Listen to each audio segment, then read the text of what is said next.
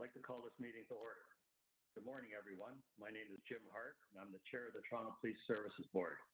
Welcome to this virtual meeting of our board.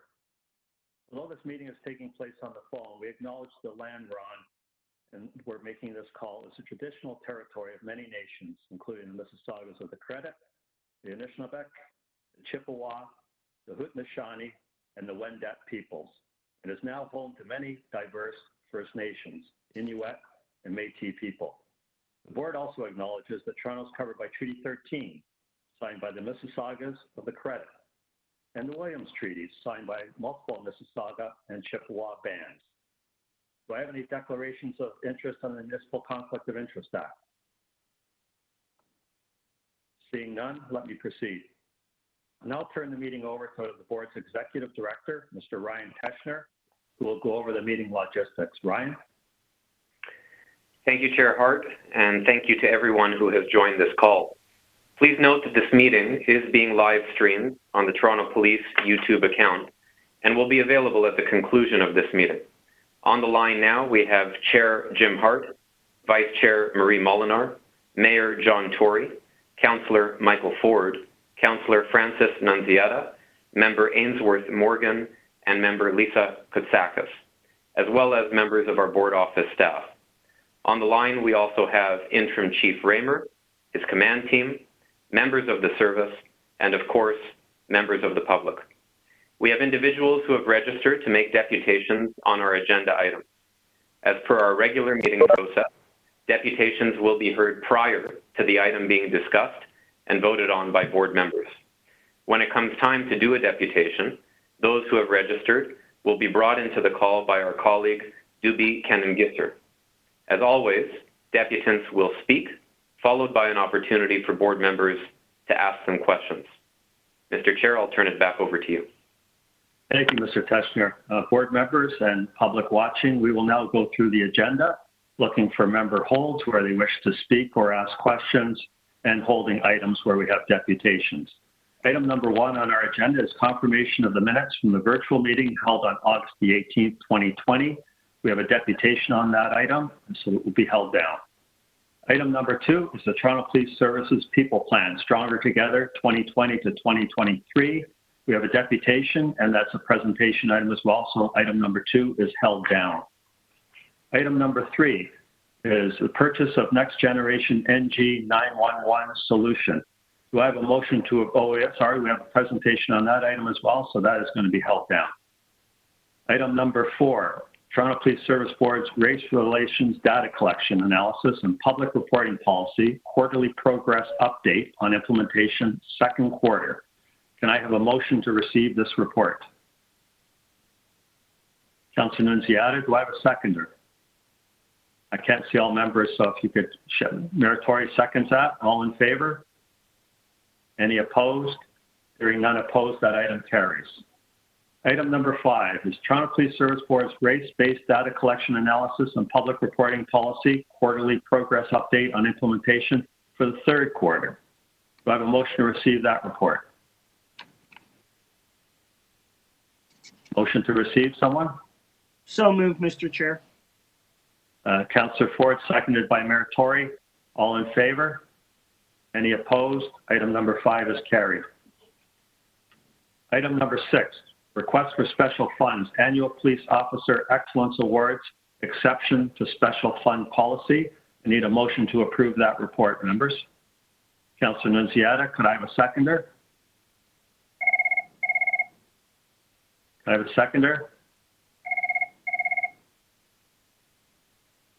I can't hear a seconder or see one. Happy to second, Michael Ford. Thank you, Councillor Ford. All in favor? Any opposed? That is carried. Item number 7, Revised Temporary Towing and Impound Cost Recovery Model due to COVID-19. I need a motion to approve that report. Motion to approve. Mr. Morgan, seconder. Seconder. Mayor Tory seconds that. All in favor? Any opposed? Item number 7 carries. Item number 8 is addition of selected Highway Traffic Act authorities for district special constables. I will hold that item down myself. Item number 8. Item number 9 is the Toronto Police Services revised uniform promotion process. Could I have a motion to approve that report? Mr. Item Chair, number 9. Michael Ford here. I would like to hold that down. Councillor Ford, that's held under your name. Item number 9. Item number 10 is the 2021 budget process. We have a deputation on that item, so that item is held down. Item number 11 is the independent civilian review into missing persons investigations account for professional services. I believe the deputation on that item has submitted written material and is no longer wishing to speak. So can I have a motion to receive item number 11? Councillor Ford, seconded by Mayor Tory. All in favor? Hearing any opposed? Hearing none, that item 11 carries. Item number 12, City of Toronto Council decision, free floating car share pilot review. Can I have a motion to approve item number 12? Motion to approve. Mayor Tory, seconded by Councillor Ford. All in favor? Any opposed? Item number 12 carries. Item number 13, City of Toronto Council decision, Metrolinx Eglinton Crosstown Light Rail Transit, traffic and pedestrian safety management along Eglinton Avenue West between William R. Allen Road and Old Park Road. I need a motion to approve item number 13. Mr. Morgan? Thank you. A seconder? Councillor Ford? Mayor Tory? Okay, Mayor Tory, second that. All in favor? Any opposed? Item 13 carries. Item number 14, capital budget variance report for the Toronto Police Service period ending June 30th, 2020. We have a deputation on that item, so that item is held down. Item number 15, operating budget variance report for the Toronto Police Service Parking Enforcement Unit period ending June 30th, 2020. Need a motion to approve item number 15. Motion to approve item 15. Mayor Tory, seconded by Councillor Ford. All in favor? Any opposed? Seeing none opposed, item 15 carries. Item number 16 is the 2020 operating budget variance for the Toronto Police Service period ending June 30th, 2020.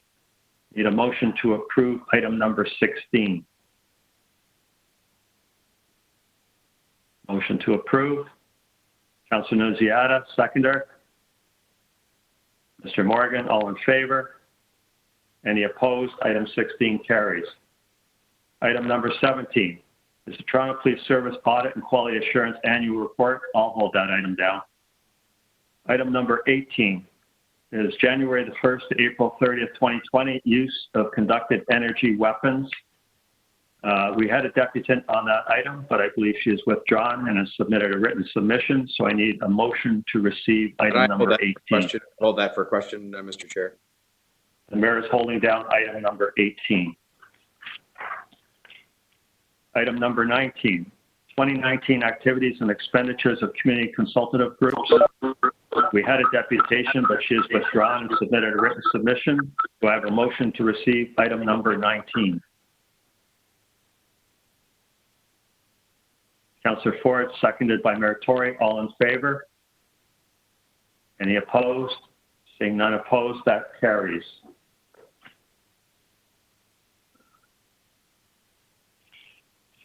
Just want to remind board members that I can't see everyone. Vice Chair, I can't see you, or Lisa, I can't see you. So make sure you speak if you want to hold down an item. Item number 20, semi-annual report, Toronto Police Service Board Special Fund Unaudited Statement, July to December 2019. I need a motion to receive item number 20. I will, Chair. Lisa here.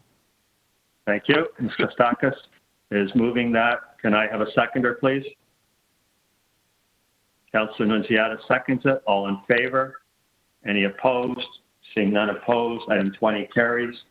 Item 21, semi-annual report, Toronto Police Service Board Special Fund Unaudited Statements, January to June 2020. Need a motion to receive item 21.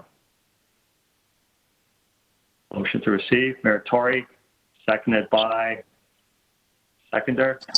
I'll second, Lisa. Okay, thank you. All in favor? Any opposed? Seeing none opposed, item 21 carries. Item number 22 is the quarterly report, occupational health and safety update, April the 1st to June 30th, 2020. We have a deputation on that item, so that is held down.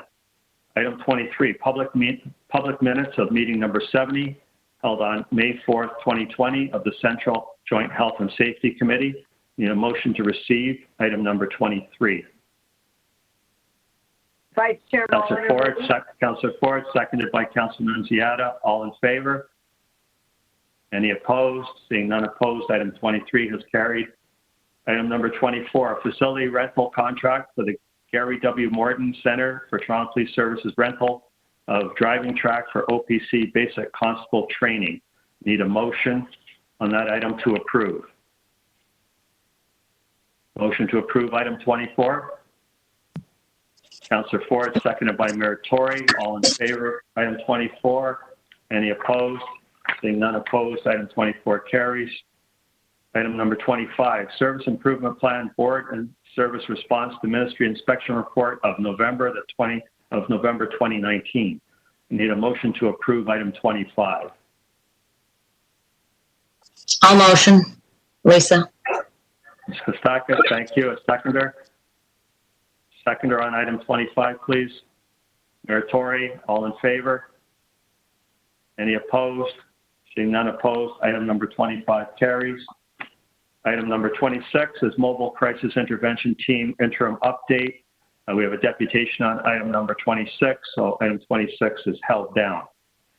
I will now go back to the top of the agenda, and I'll read through the items held, just so members and the public know which items are held. Item number 1, item 2, item number 3, item number 8, 9, and 10, item 14, 17, 18, item 22, and item 26. So we'll now go back to the top of the agenda, which are the minutes from the virtual meeting held on, sorry? Sorry, Chair Hart, this is Ainsworth. Is it possible to hold item 4? Absolutely. Okay, thank you. Absolutely. So item 4, could I have a motion to reopen item number 4, first of all? Mayor Tory, seconded by Councilor Nunziata. All in favor? Any opposed? Seeing none opposed, item number 4 has been reopened and being held by Mr. Morgan. Okay, we will now go back to item number 1 on the agenda, which is the confirmation of the minutes from the virtual meeting held on August the 18th, 2020. And we have a deputant, Mr. Langenfeld. Doobie, could you put Mr. Langenfeld on, please? Yes. Chris, hello? Can you hear us? Yes. Yes, we can hear you. Go ahead when you're ready. Okay. Thank you. Good morning, Chair Hart. I'm regarding the minutes. There's actually this goes back to the issue from the previous board meeting when we were talking about the posting of my submissions to the town halls, and you'll remember that in fact I originally emailed them. We spoke at the board during that meeting, and you were told there was information there. Those weren't posted on your website along with all the others. I mentioned it again at the next meeting. You assured me that it was supposed to be there. Staff said that it would be there. I eventually got an email that it was there, and yet at this point when you look on the on your website, in fact, my name is there, but the link is to somebody else's submissions, and my submissions still aren't there, and there's no indication in the reports reported by staff for the board with regards to changes in policing. Particularly, one of the items I know that isn't mentioned there is in relation to changes required for the disciplinary system for the service, and I made some recommendations there, and so it looks like nobody's even bothered to look at my report. And then I made written submissions last month at the board meeting, for which we're talking about the minutes now, and my there's no indication that my written submissions are in fact on file. So although I emailed them in after speaking before the board ended, the meeting ended, there's no record of those being on file. Unfortunately, I don't have the opportunity to take another day off work to talk to the whole board meeting, but on other items on today's meeting, on item 18 on CEWs, I noticed the very last chart on Appendix A, page 22. It talks about a 6.3% increase in the use of CEWs for passive resistant situations, even though all the other uses went down. And that seems to indicate a problem. The board members should be looking at that. On item 19, the chief's report talks about CPLCs and CCCs.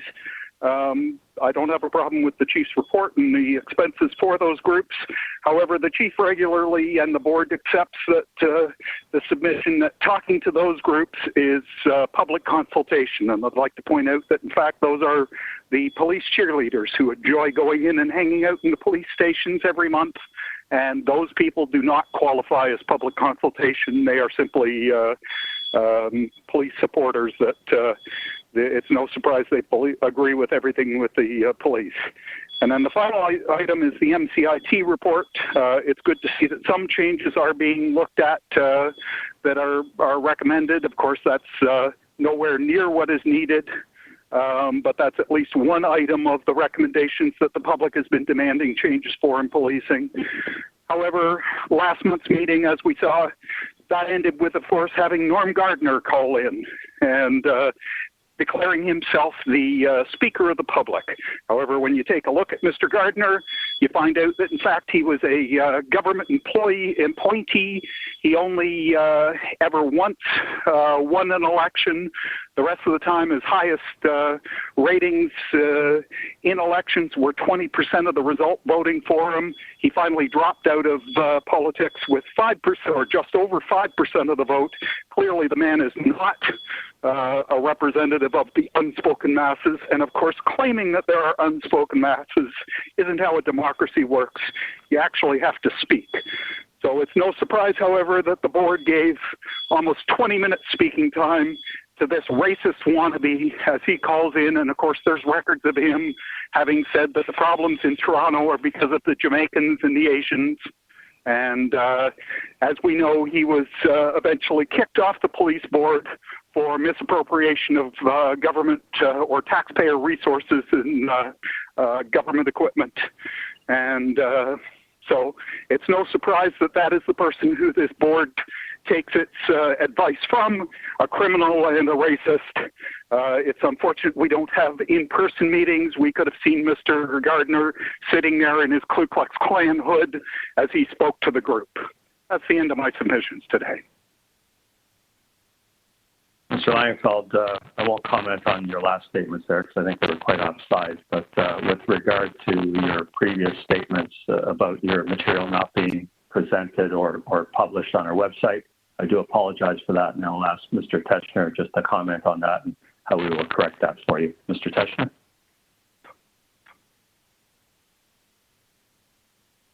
Yes, thank you, Mr. Chair. Mr. Lagenfeld, we've actually been looking through the records, and unfortunately, we don't have a record of you submitting written material along with your deputation request for the last several board meetings. So what I will do is undertake to have a member of my team reach out to you, and if in fact there was some glitch on our end, or if we didn't receive the material, we can certainly make that part of the past minutes. In the future, if you do submit anything, we will, as we've undertaken to do, make that a part of the official record. But unfortunately, we don't have written material from you other than with respect to the town hall. So hopefully that's helpful.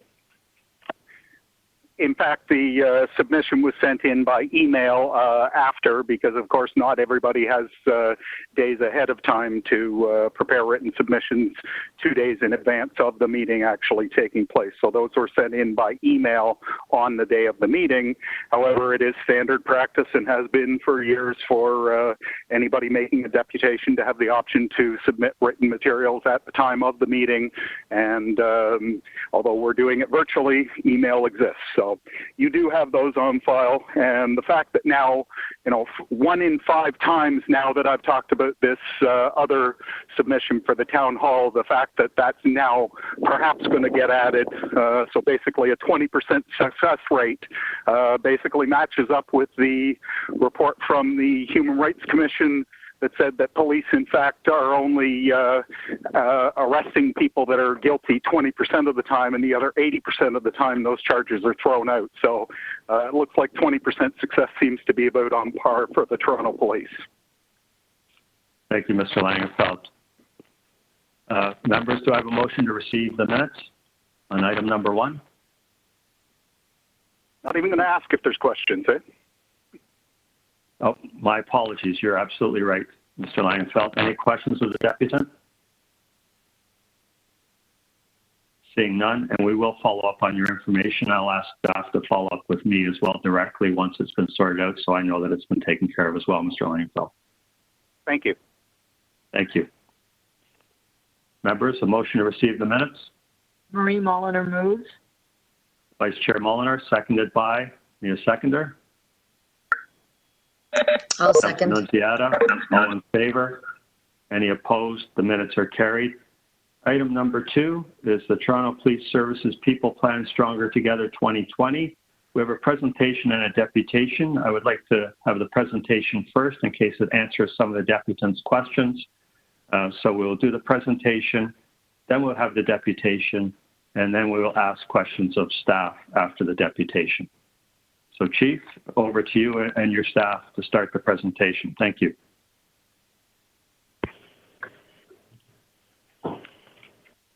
Good morning, Chair Hart and board members.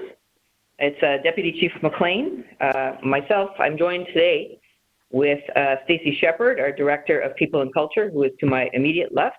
And then to my far left, I'm joined by Staff Sergeant Sherry McKay, who's our Acting Manager of our People Strategy and Performance Unit. And we will be walking you through our 2020-2023 People Plan, which we've entitled Stronger Together. This plan is the service's human resource strategy for the next 3 years. As a reminder, the service was last in front of you in October of 2017 when we presented our first human resources strategy, which we called our People Plan. It focused our efforts from 2017 until last year.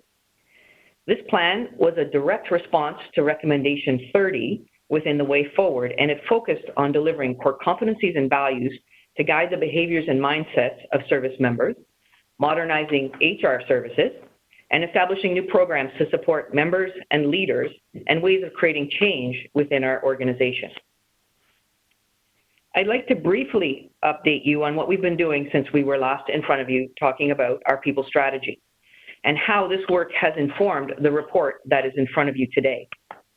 Since 2017, we've invested in talent to bring in the skills required to transition from an administrative HR support function to one of professional services that are better positioned to proactively support our members and leaders in everything we do, from wellness to labor relations to talent acquisition, as well as building an equity, inclusion, and human rights unit that is the first of its kind in Canadian policing.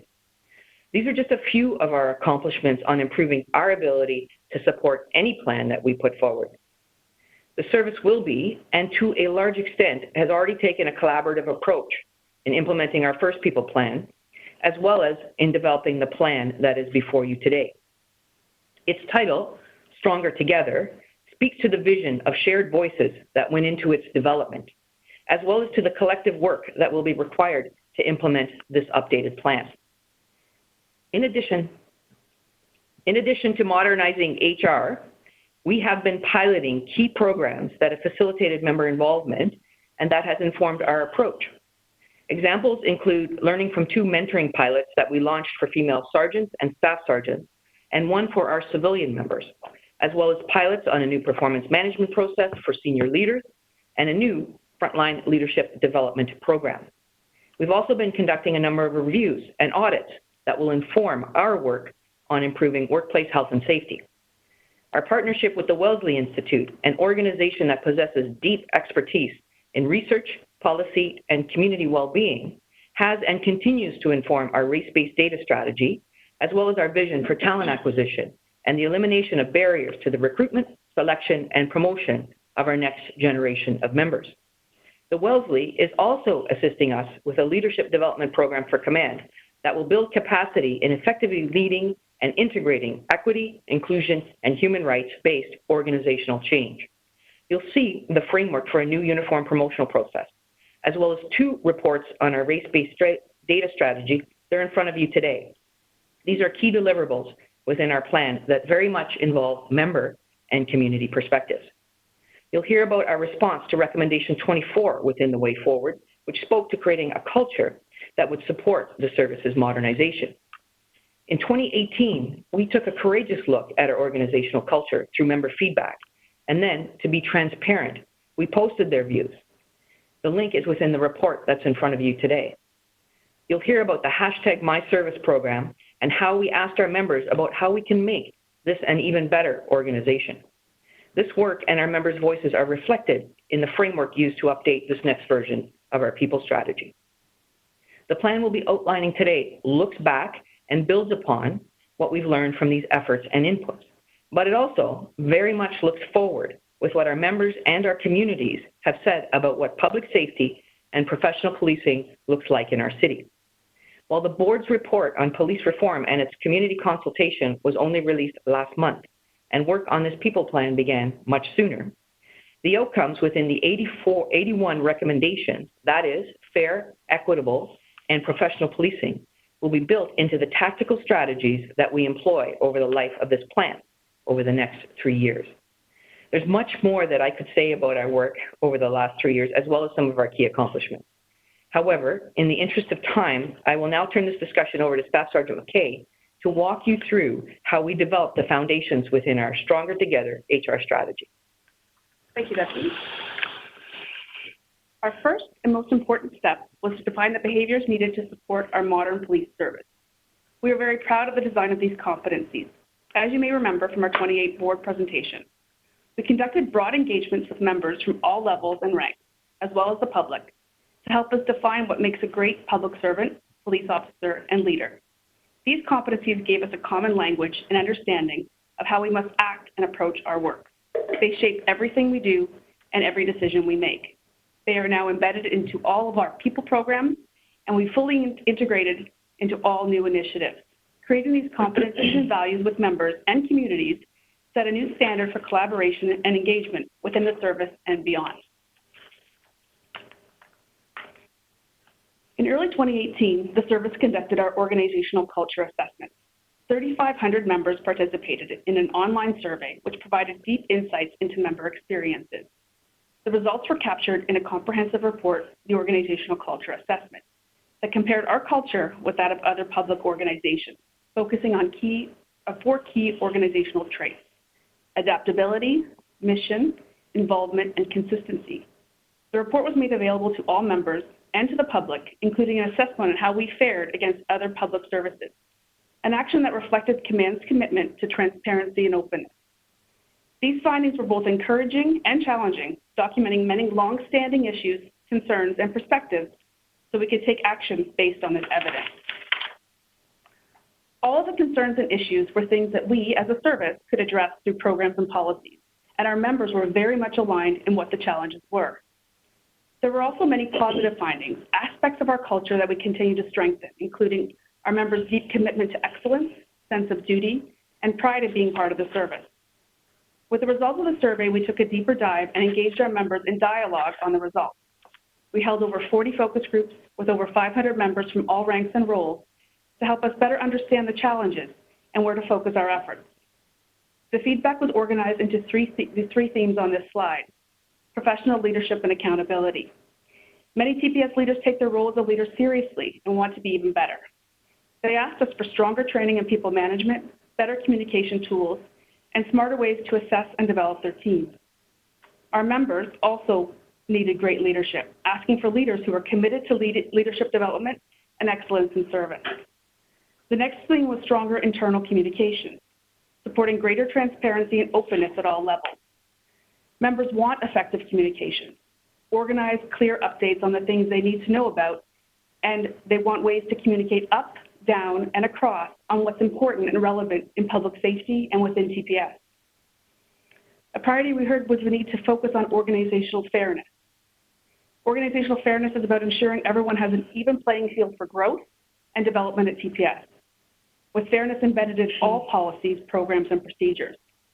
This includes greater respect and fairness for both our civilian members and frontline members, and a promotion process that is open and fair. After understanding the themes and scoping the solutions, we created the My Service program, a member-led movement to strengthen our culture and continue building a great workplace. We created culture champions in each unit across the service to help support the changes made and ensure the voices and feedback of our members is included in our solution. Together, we defined a vision for our culture, which we are now working to deliver through this people plan. Stacey, I'm going to turn it over to you. Thank you. Thanks, Sherry, and good morning. This comprehensive and member-driven consultation process, as Sherry referenced, established the foundation for our 2020-2023 People Plan, with key initiatives being organized under 4 strategic priorities that you see there. Our people. We have competent and engaged members who are clear about the outcomes they are expected to achieve and have the necessary capabilities to deliver community-centric service. Our leadership. Empowered leaders skilled in public administration, accountable for supporting and developing their team to achieve these outcomes, and who effectively champion and enable change and innovation. The third priority are HR services. HR is open for business as a proactive, strategic, and credible service provider with clear goals and objectives, providing seamless delivery measured at every step. And our fourth strategic priority, our culture and inclusivity. We have policies, processes, and practices that reflect and enable a culture of fairness, transparency, and respect for all members. The initiatives that are organized under each of these priorities are big and ambitious, and so we have prioritized those that will best enable our evolution as a modern policing organization and progress the #MyService program that Sherry just spoke about. As we enter a challenging period of austerity, is it important that we continually evaluate the programs and services being offered to our membership to ensure relevancy and alignment to emerging issues in policing reform. I'll now turn it back to Sherry to talk through a few of these initiatives in more detail. Thank you. The selection and development of leadership is one of the most important undertakings for a successful modern organization. Helping prepare current and future leaders for the rigors and expectations of leadership today is an important part of building a strong, resilient service. In collaboration with experts in modern leadership development, we created the Foundations of Leadership Development program. Designed around our 4 competencies, our development, our mindset, our impact, and our connections, it offers 4 full days of practical training on effective leadership aligned to each cluster. This program has been embedded into our new promotion process and is a mandatory requirement for all uniform members seeking promotion. Feedback from early sessions was highly positive with warm responses, both from our experienced leaders and from members new to leadership roles.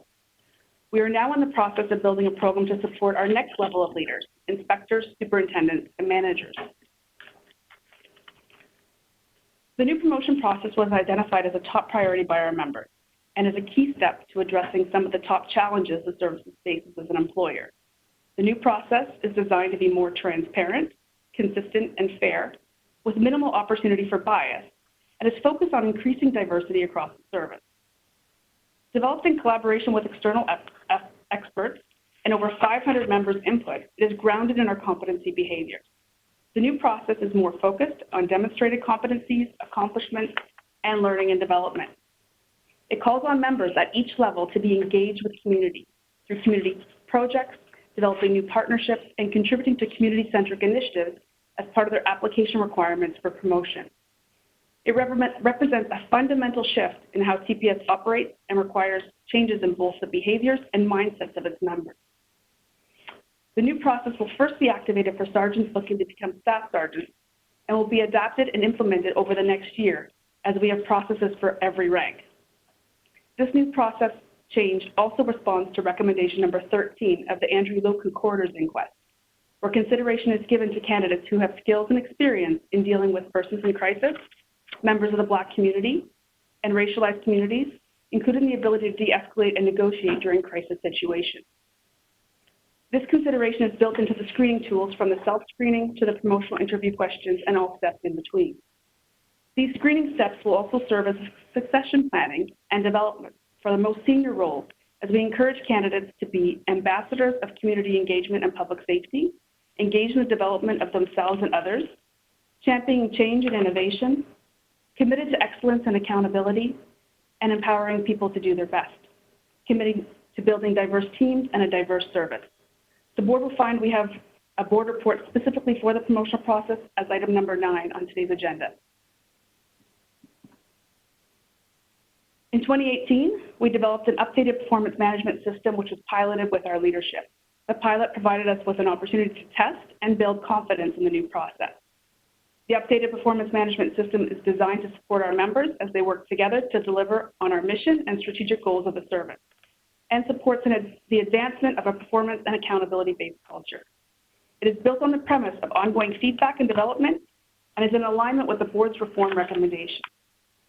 It also ensures we are demonstrating the behaviors established in our competency framework, balancing what we do and how we do it every day. I will now turn it back to Stacey to talk about a few more. Thank you. The Services Wellness Unit is focused on supporting the physical, mental, emotional, and spiritual health of our members as they move through the organization. And we are committed to ensuring that members can operate with the confidence that health and workplace safety are organizational priorities. Our broad vision is to deliver more holistic wellness services so members can easily understand and access the support that they need so they can be healthy, safe, and well, both at work and at home. Over the last year and a half, the service has made significant strides in strengthening the foundation of our wellness unit. We've invested in new expertise in claims and accommodation management. We've hired an additional corporate psychologist. We've brought on board new medical staff to help us achieve this vision of holistic service. This injection of new talent was instrumental as we navigated our way through and continue to respond to the COVID-19 pandemic. We put a strong focus on a safe and healthy workplace that includes taking a courageous look at harassment and discrimination in our workplace. We have already begun working on an alternate dispute resolution program to mediate conflict more quickly and are providing training for supervisors and members that goes beyond the recent Human Rights Commission decision in McWilliam versus the Toronto Police Services Board. We have created a harassment task force under the leadership of Deputy Coxon to oversee implementation of the recommendations of our workplace harassment and well-being review that is currently in progress. Above all that, we are currently developing a comprehensive and integrated wellness strategy that puts the whole member at the center, ensuring they get the right support at the right time. The focus of this strategy will be to build a high-performance health, safety, and well-being strategy that has immediate, midterm, and long-term impacts for our members. Key inputs into the development of the strategy will be the results of 2 recent wellness-initiated audits, including the Occupational Health and Safety System audit conducted by the Public Services Health and Safety Association, and the Sick Time and Disability Management Practice audit conducted by Mercer. We will also take feedback from our members obtained through the personnel surveys, the cultural assessment, and most recently, a health and well-being survey to help inform the strategy. We'll consider the mental health and addiction strategy put forward jointly by the Toronto Police Services Board and the Toronto Police Service, and the 2019 Coroner's Report on Police Suicide, all of these having a key role to play in developing the framework. Some outcomes that we anticipate being delivered as a result of having this strategy would be increased access to support at the right time for the right issues, improved communication and role clarity for all stakeholders, reduced financial and human costs associated with sickness and injury, increased user satisfaction, and ultimately increased morale and engagement of our members. We see the development of a health index for the service in order to track and share well-being member data and analytics, and we'll be exploring the implementation of the standard for psychological health and safety in the workplace. Ultimately, we will be creating a wellness unit organizational structure that is sustainable with the right expertise and capacity to meet the complex needs of this service and our members. And we look forward to being back in front of the board later this year with this strategy that will include new technology to improve efficiency, more proactive case management that connects members with the supports they require, and expanding the tools and resources available to members and their families.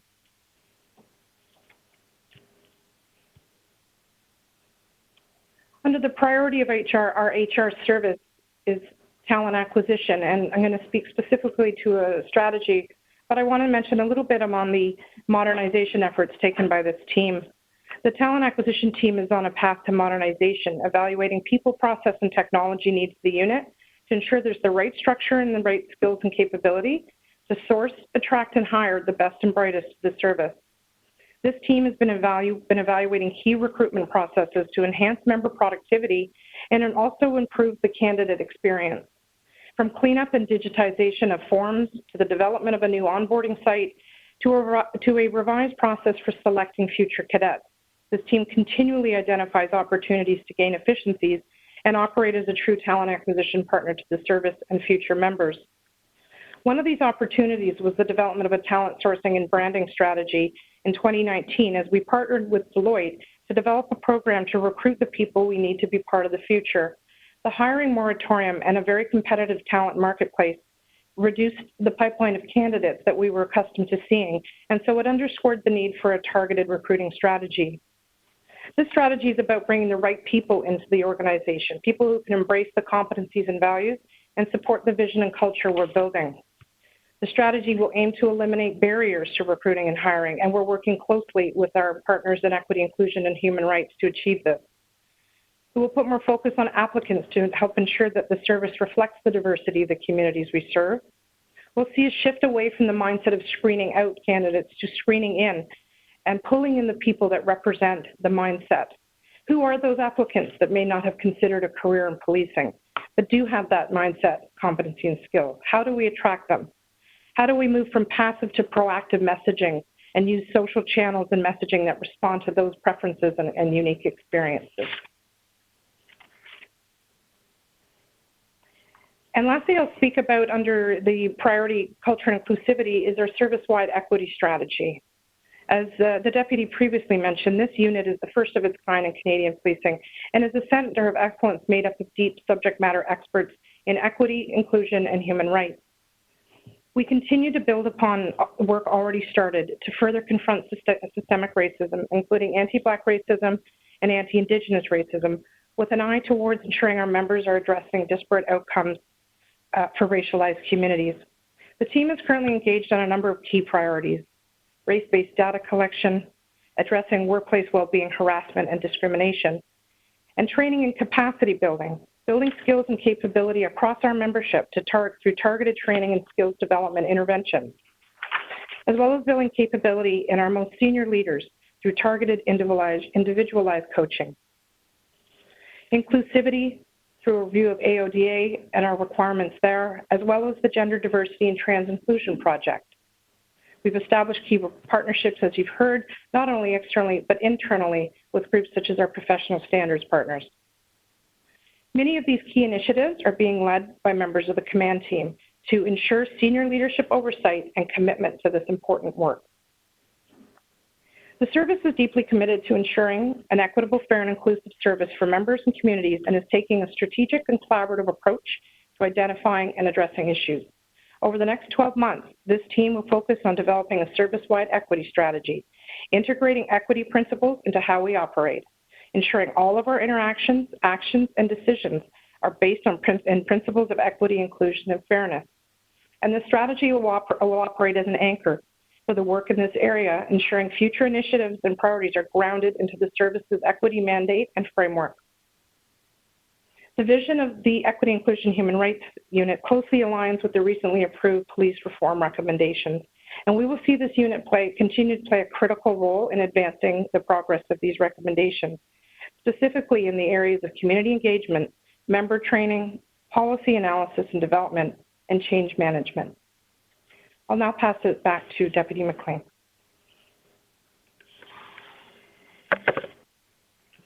Thank you. While work has already started on the elements within this plan, we can't ignore the current context as it will influence what we're able to accomplish going forward. I won't go through all the points on this slide, but I will highlight the last two. This is a turbulent time for our communities and for our members, and both groups need to see that we're investing in them, investing in ways to prepare our members for the present and the future, as well as in ways to support the feedback that the board heard during its recent town hall sessions on police reform. But all these pressures, both internal and external, reinforce the importance of the activities that we've mapped out in the plan before you today. I would like to say that the HR team wants to do everything immediately because everything in our plan benefits our members and our communities. However, we recognize the environment in which we're working and that each element within our plan will require an investment of funding and people. As such, we have mapped out what we feel are the most important deliverables next year and throughout the life expectancy of this plan. We want to focus on those programs that deliver the greatest value in the immediate future. And you'll see under the column 2021 what we are focusing on next year. These are the programs that allow us to show that we're making progress in areas that mean the most. And as such, our plan focuses on advancing 3 areas for next year. The first is leadership development. The second, our work in equity and inclusion. And then third, a safe and healthy workplace. The other elements within the plan have been scheduled for the years 2022 and beyond. I'd like to close by saying that modern policing requires all members to acknowledge that how we do our work is as important as the work that we do. This plan has been built and will continue to be influenced by the voices of our members and our communities. Ensuring that the service remains an employer of choice that attracts talent and reflects the city's diversity across the entire organization is a priority, as is supporting the board's vision for police reform in Toronto. Having the best trained and best prepared members and leaders who are clear about and accountable for expectations of them makes us a stronger service. This plan, with its emphasis on our people, is yet another strategy designed to make the Toronto Police Service the best that it can be and enhance safety within our city. As Stacey mentioned, this plan is big and it's ambitious. To achieve its goals and to continue the culture change that we started in 2018, it tackles head-on everything from member wellness to harassment, discrimination, and systemic racism, and is designed to prepare our members to work in partnerships with our communities. Now, I know that we've covered a lot today in a very short amount of time, and it's well known that a picture is worth 1,000 words. As such, we've created a short video, 90 seconds, to help illustrate the scope and direction of our Stronger Together People Plan.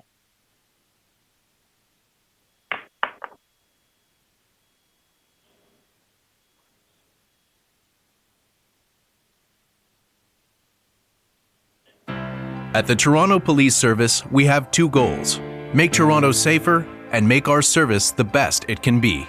We do a great job of taking care of our communities, and we're committed to doing a better job of taking care of each other by investing in our people, building on the 2017-2019 People Plan. Introducing Stronger Together, the 2020-2023 People and Culture Plan. The plan was developed for all of us, our members, with your voice, your ideas, and your guidance. It puts our people at its core, emphasizing the importance of a strong and modern human resources function. So, it will touch every aspect of our organization and culture. Whether you work here, or anywhere within the Toronto Police Service, it will impact you, helping to create a stronger, more inclusive professional service that reflects our values and guides our decisions. The plan is about supporting our people, ensuring that we have the right members in the right jobs, with the necessary experience and competencies to be successful, developing and supporting highly effective professional leaders who champion change, building increasingly strategic human resources services that align people, business strategy, performance, and culture, and creating the culture and inclusivity we want and need by building fairness, transparency, and respect into everything we do. We're committed to you, our members. We're doing things differently to build on our strengths and create the future we want together. Learn more about the 2020 to 2023 People and Culture Plan at tpspeopleandculture.com.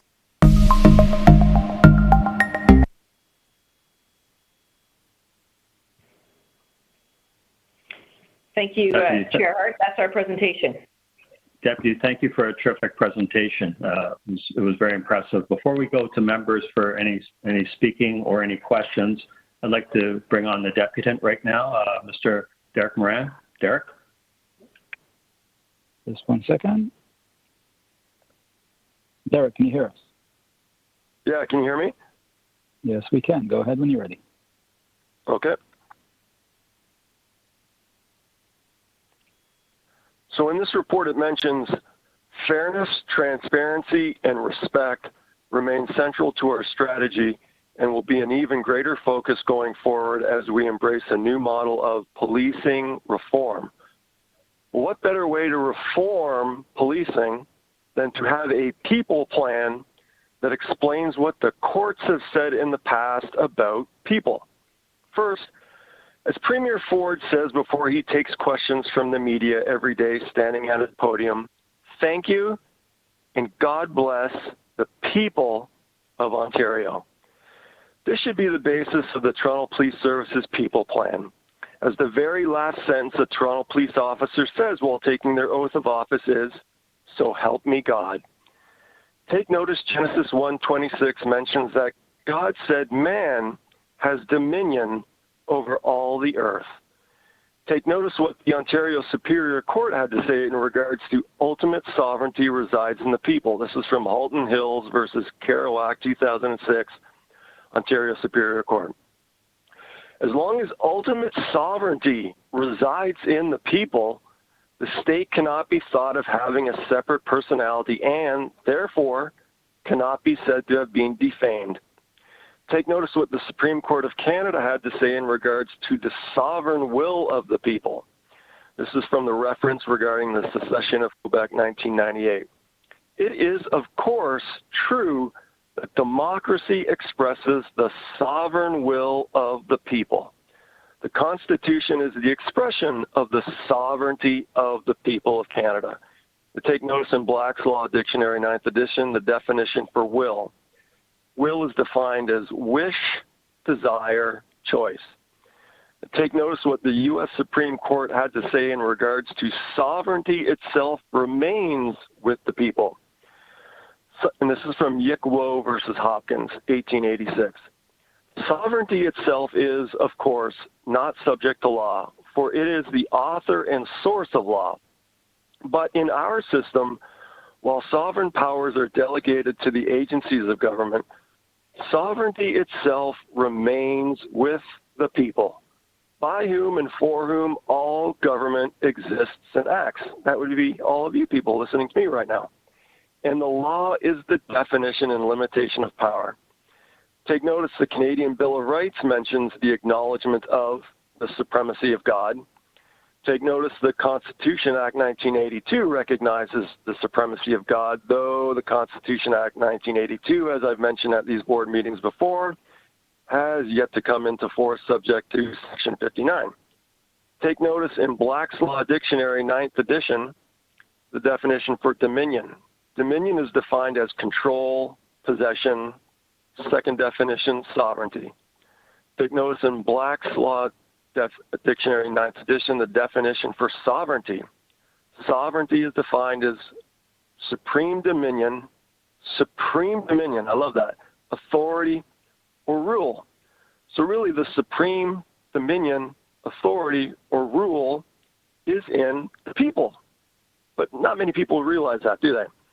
And take notice, this is what the Alberta Court of Appeal had to say in regards to all persons being legally bound to take notice of the laws of the country where they are. This is from Nielsen versus Underwood, 1933. All persons, Toronto Police Services Board, for example, is considered a person, are legally bound to take notice of the laws of the country where they are domiciled. And, you know, I got 56 seconds left on my time, and I can't believe it, but I think I finished up early, Chair Hart. That's terrific, Derek. Thank you very much. That is terrific. It is. Members, any questions for Derek? Seeing none, thank you very much, Derek, for your thoughts. By the way, Chair Hart. Yes. Chair Hart, since I still got 33 seconds left, I just wanted to throw a rhetorical question out to everyone listening. If the law says that the people ultimately, that sovereignty remains in the people, and this is what the courts have said, then how do any of these mandatory mask bylaws, can't get together in social public gatherings, how do they apply to us? They don't. If the sovereignty remains in us, the people, then none of that maritime statutory rule nonsense applies to us then. Okay, that's it. Thanks, Derek. We'll ponder that all weekend. I'm sure you will. Bye for now.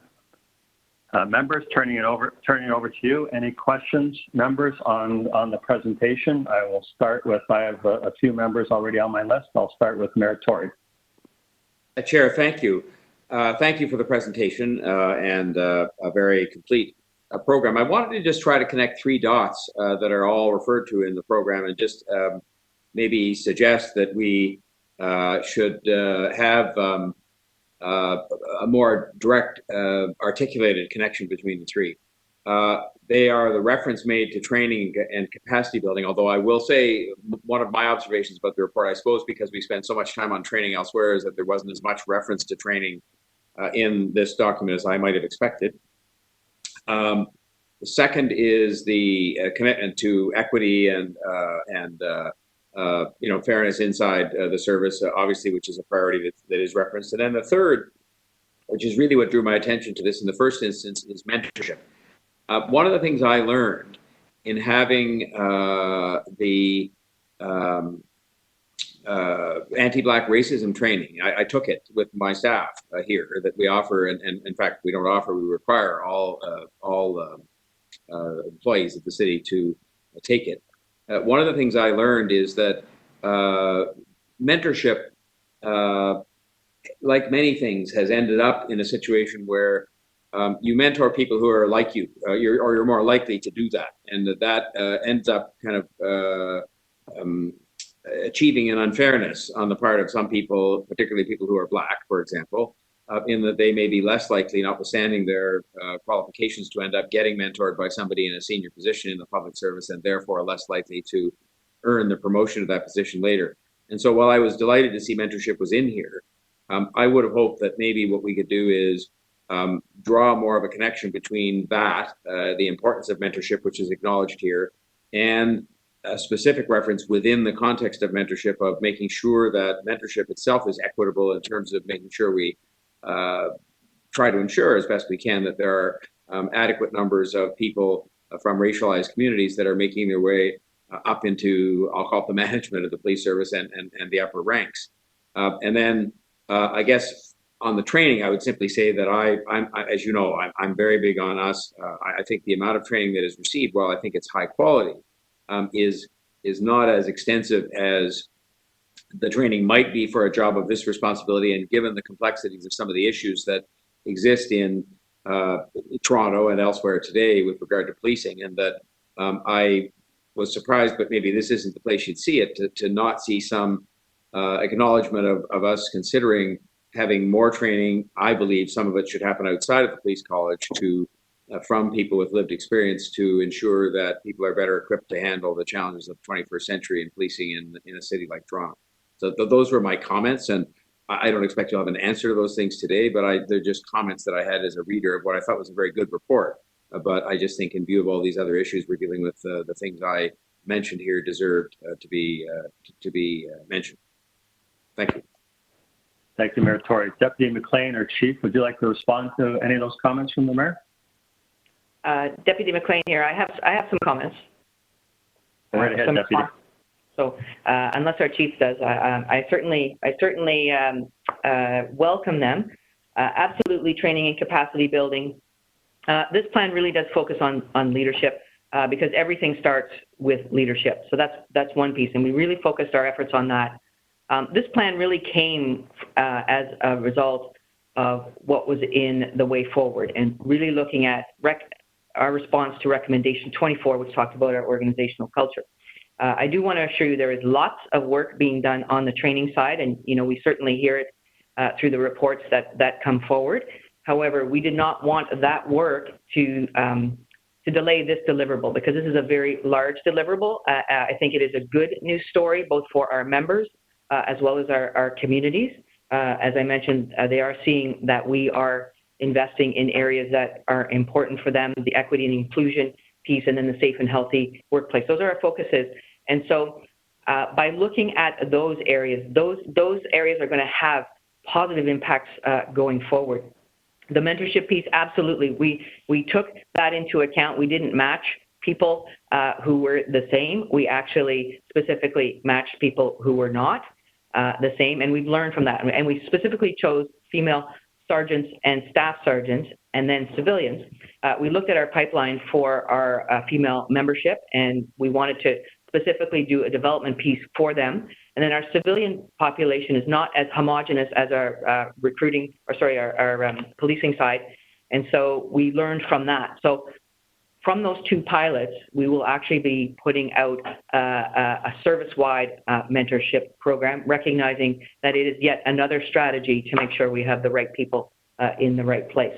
And yeah, absolutely, you know, there's been board reports before the board about training. Even today, there's one about our basic constable training program and the support of the board. I want to say thank you very much for that. So I'll stop there on your comments, but absolutely all of them are valid. But the big one on training is I didn't want to delay this huge deliverable. Thanks very much. Thank you, Deputy. Mayor Tory, any further questions? No, I'm good. Thank you, Chair. Thank you. On my list, I have Vice Chair Mulliner next, and then Mr. Morgan. Vice Chair. Thank you very much. Thank you for the presentation. I have 3 questions, and I'll tell you what they are, and then I'll go through each one. One is the role of the Wellesley Institute. The second is, and this may relate more to item 9, which may or may not follow this item. I'm not sure how you plan to proceed, the promotional process. And the third one is on the vision statement in the materials you provided. So I'm going to go to the first one on the role of the Wellesley Institute. And they're described as a partner. So I'd like to know a little bit more about what that means. Are they in fact a partner in the sense that they are Vice Chair, it's Jim. You're breaking up a little. Them for their role?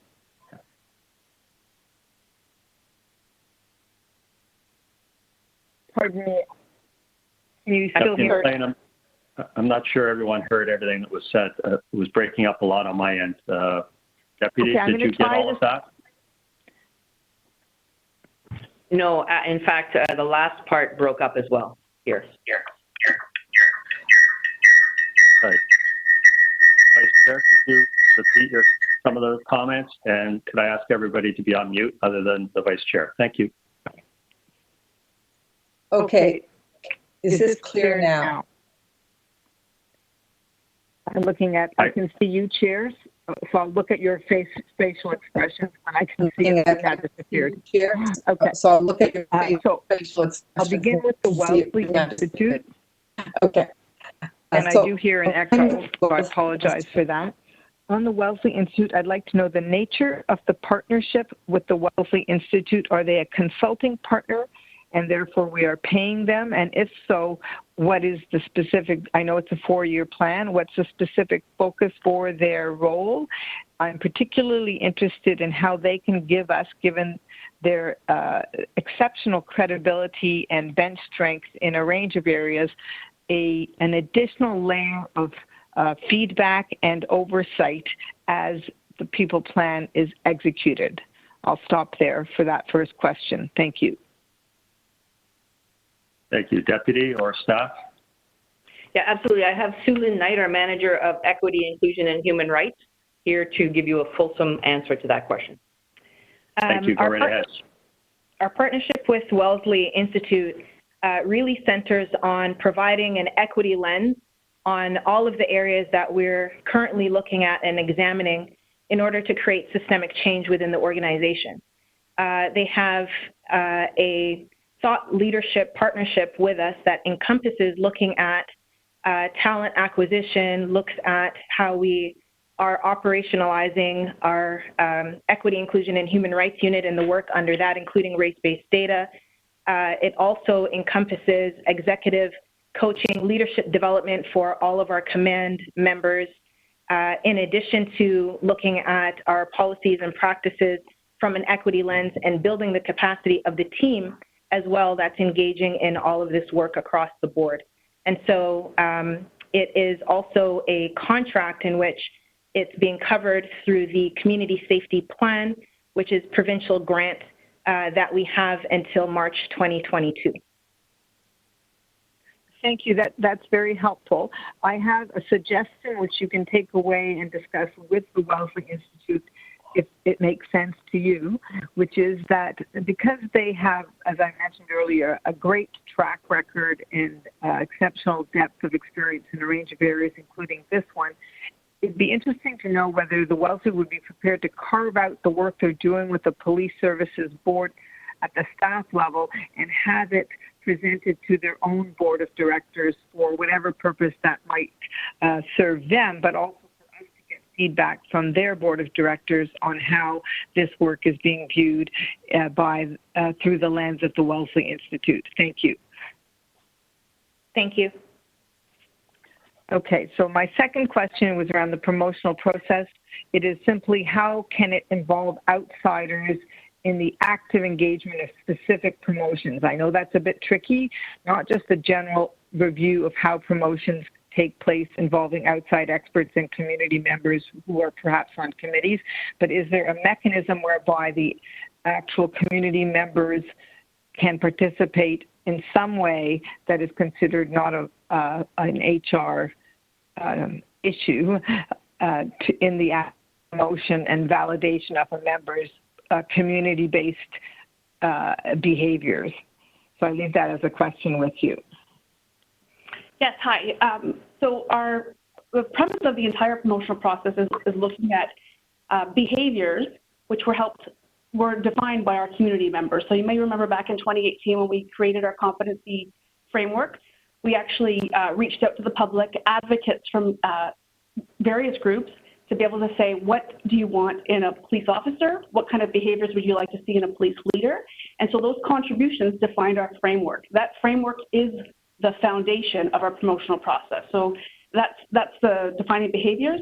And then from that, a key component for every promotion level, whether you're going from PC to sergeant or from superintendent to staff superintendent, there's a weighted value in community engagement. And so it doesn't change whether you're going from PC to sergeant when you're very active in that frontline community piece, or if you're acting as a very strategic piece. So the value of your weighted application score as it relates to community is 30% all the way through.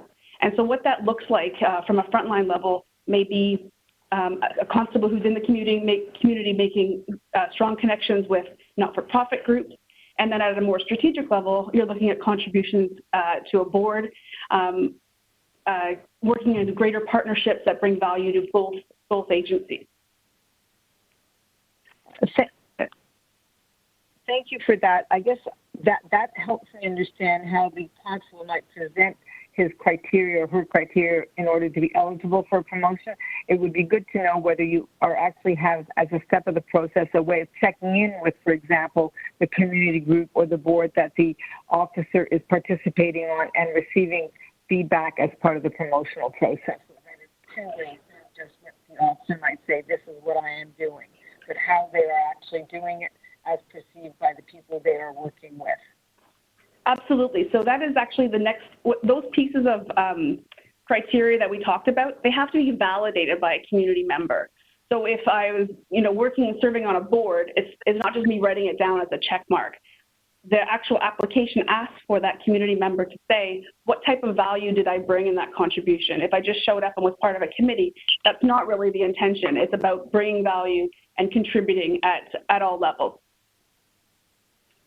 Thank you, that's helpful. And my last question is around the vision statement that was presented in the last part of your presentation today, but it probably applies to many of the comments.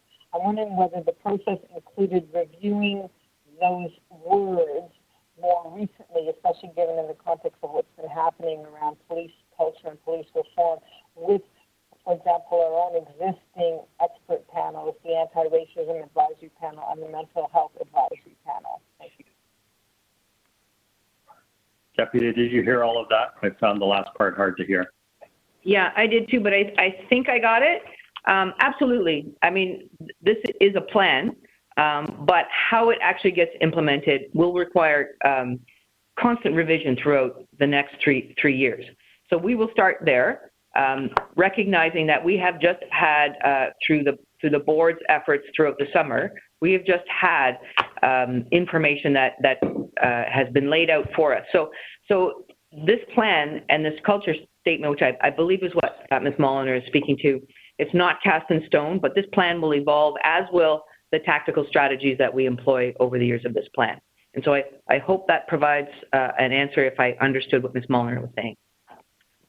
I don't need an answer to this, but I was asking specifically how we review this kind of plan with existing committees of the board, like the Anti-Racism Advisory Panel and the Mental Health Advisory Panel. Thank you.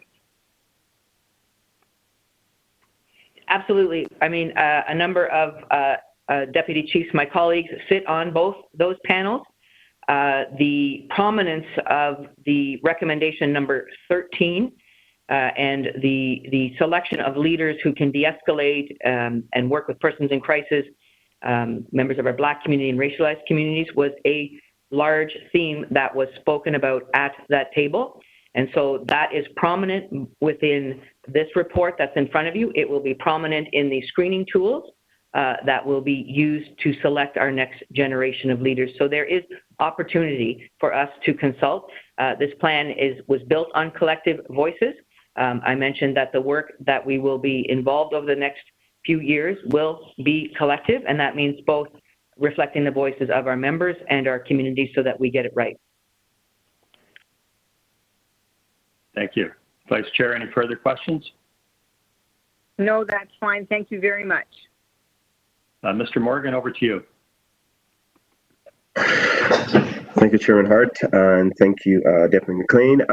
Just a few questions, and I think just to echo some of what has been said, and in particular to what Mayor Tory mentioned. I have a couple questions, but I just wanted to hope to get some insight. So, given the multiple reports, the way forward, and more recently our human rights report, and looking at a lot of the anti-Black racism and issues around transparency and confidence within the policing, I'm just wondering if there was what exactly is the plan for tracking and the diversity of in all ranks in terms of when we're looking at promotions, in all ranks and all units. So I'd mentioned, I'd asked a question, at our last meeting. So just wondering if there's any follow-up in regards to that, for tracking that diversity in all ranks and how we're going to sort of create that structure for promotion and advancement. So that would be my first question. And the second deals with the race-based data and sort of speaks to item 4. So I think it might be able to be answered here. The race-based data collection, that strategy, and if that can be shared with the board. So those are sort of my two questions, and just to get a sense of where we're going with that. Yeah, absolutely. Thank you for your questions. I mentioned how diversity at all ranks and levels and jobs within our organization is a priority, and our team is very aware that this was a recommendation coming from the community. Within our presentation, we talked about working on an equity strategy next year. Again, that was one of the priorities that we felt was something that we needed to do first, rather than push it out to years 22 to 23. And so a lot of the thinking that will be involved in that is actually still to be done. But I can rest assure you that that will be a piece of it. So the actual mechanics and tactics, I don't have right now, because that's a very, very large piece of work that is going to come out of this plan with a target date of having something before the board next year. So that's our target. So I'll be in a much better position next year to more fulsomely answer that, but I can tell you it will be an element within our equity and inclusion strategy. As for a race-based data collection strategy to be provided to the board, absolutely. In December of 2019, Sue Lynn Knight and I were in front of the board, and we presented on the race-based data strategy. You'll see within the two reports that are in front of you today, we've got a little bit more timelines to some of the work that is required. But what I can promise you and the other members of the board is a report on updated for that strategy. Ideally, we'll do it before the end of the year, but we'll do it as soon as possible. We are getting ready for all of the other interactions that are required by the legislation for January of 2021. So I will promise you a strategy and a presentation on that. Okay, so that we're looking at January 2021 for that information to be shared, just for my understanding, correct? No, my apologies. It's actually, we will have it before the board, before the end of the year.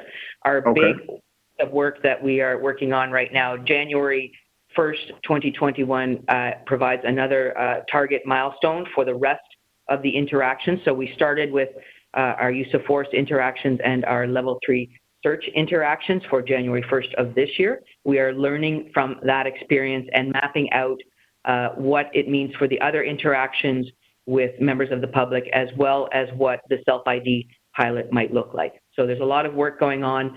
We still need a little bit of time to kind of finesse some of that. But if you wanted to look at the presentation that we did in December, that is an overall high-level overview of our strategy. We will be refining it before the end of the year so that the board, and by extension the public, has confidence that we will be meeting our next large deliverable date, which is January 1st.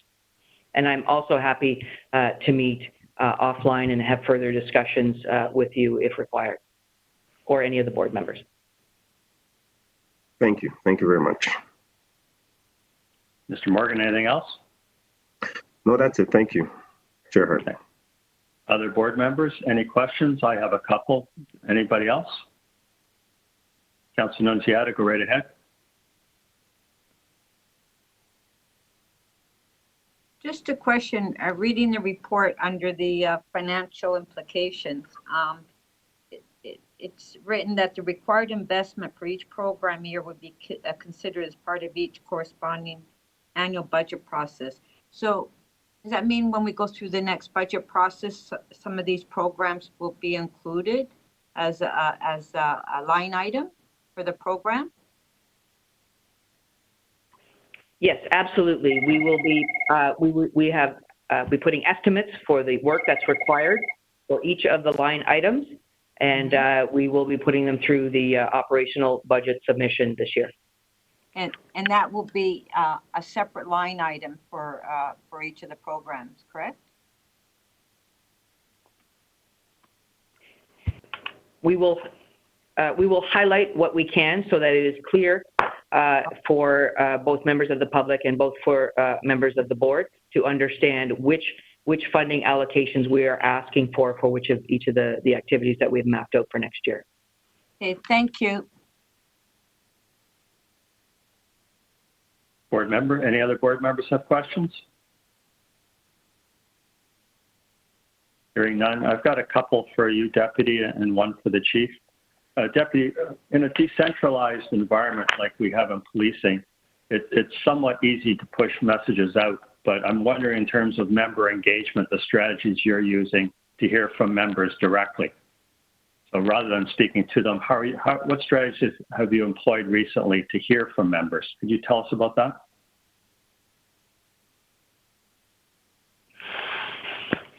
Thank you, Chair. Throughout this process, we heard from members through our culture engagement. And so what we did was we set up, we had people self-identify and people who were asked to be representative of each and every unit. So we have 192 culture champions. In those roles, their job is to help communicate the initiatives that we're doing, as well as take information from their membership from people who belong to that unit and be that voice that echoes down and brings things back up to us. In our new plan, we are starting in 2021 a brand new engagement survey process. And so that is our key listening tool that's going to help us get information from our members with a really comprehensive strategy and how we actually collect those voices.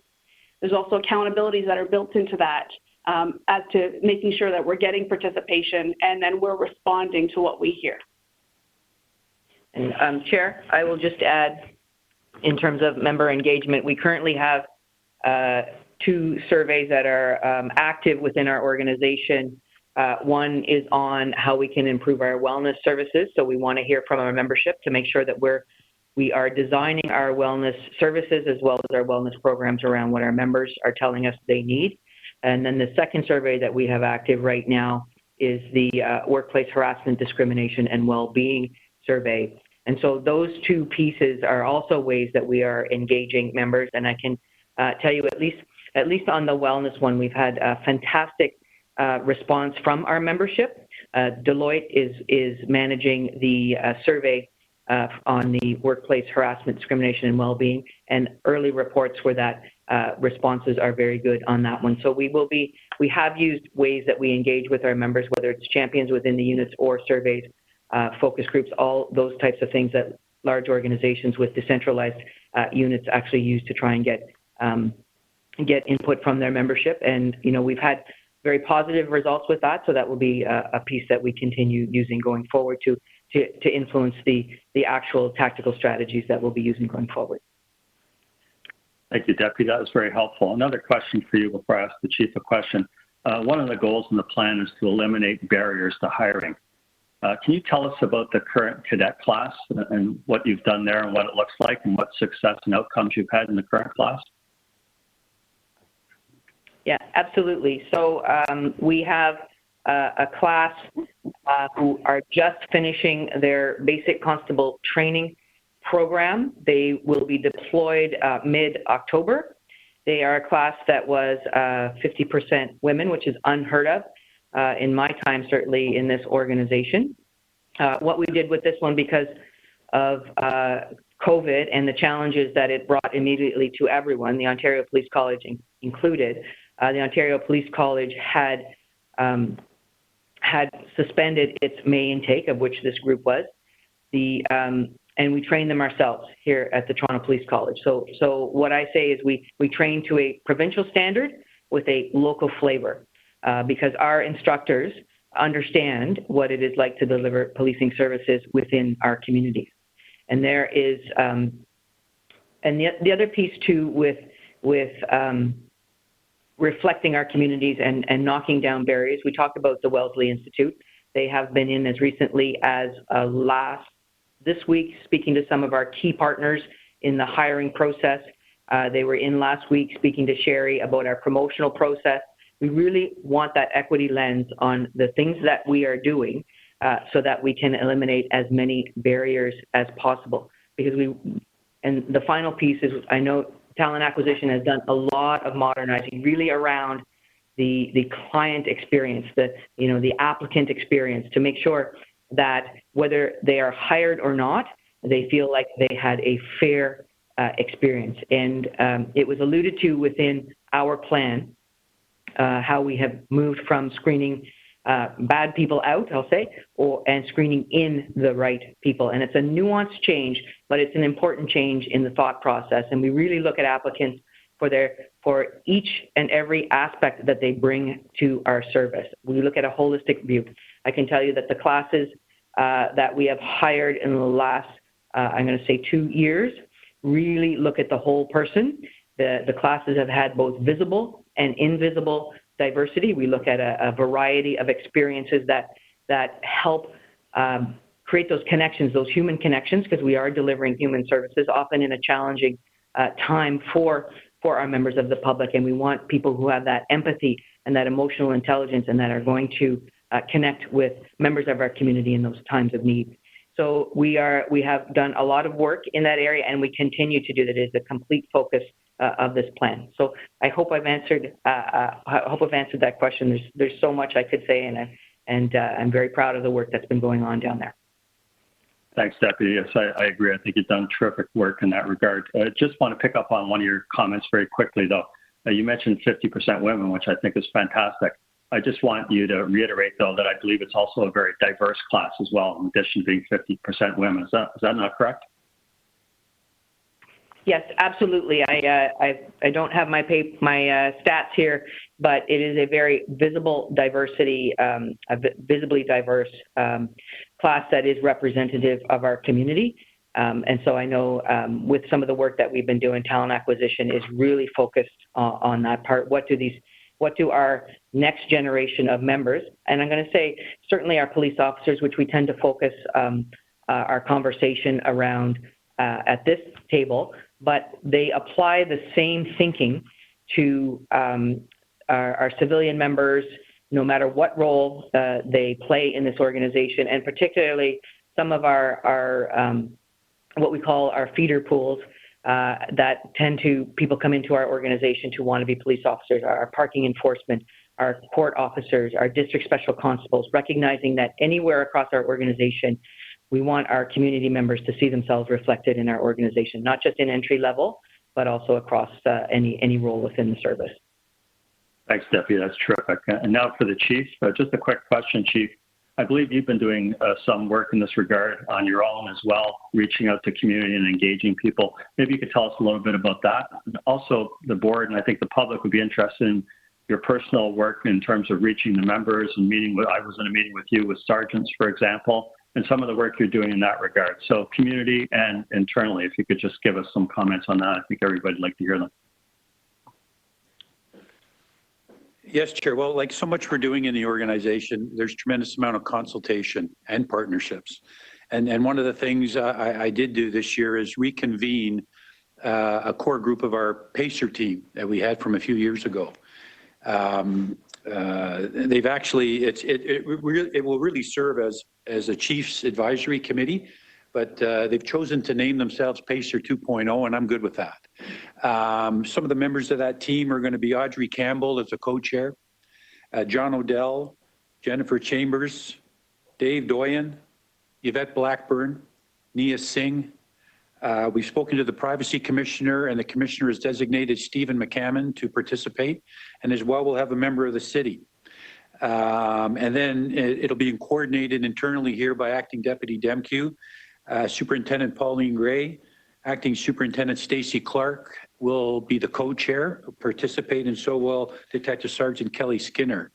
And they will be working on the Know Your Rights campaign, as well as I said, being an advisory committee for the command in terms of even as we go forward for the 81 recommendations. I just also want to thank you, the Chair and the Executive Director, for agreeing to meet with the Black Chiefs Consultative Committee in an upcoming month here and for their monthly meeting. In terms of internally, I have been meeting with sergeants, one per platoon every week, to talk and get some insight from them, from their perception of work and their concerns, as well as giving them the perspective of command and what we're doing going forward. I'm meeting with all the staff sergeants in the organization separately as well to have some of the same discussions. And I'm, of course, meeting with our senior command, senior officer complement to have those discussions. That's terrific, Chief. Thanks very much. Members, anyone have any other further questions or anyone wish to speak on this item? Hearing none, can I have a motion to receive the presentation? Councillor Nunziata, seconded by Mayor Tory. All in favor? Any opposed? Seeing none opposed, item number 2 carries. Moving forward to item number 3, which is the purchase of next generation 911 solution. We have a presentation on item number 3. So go ahead when you're ready. Thank you.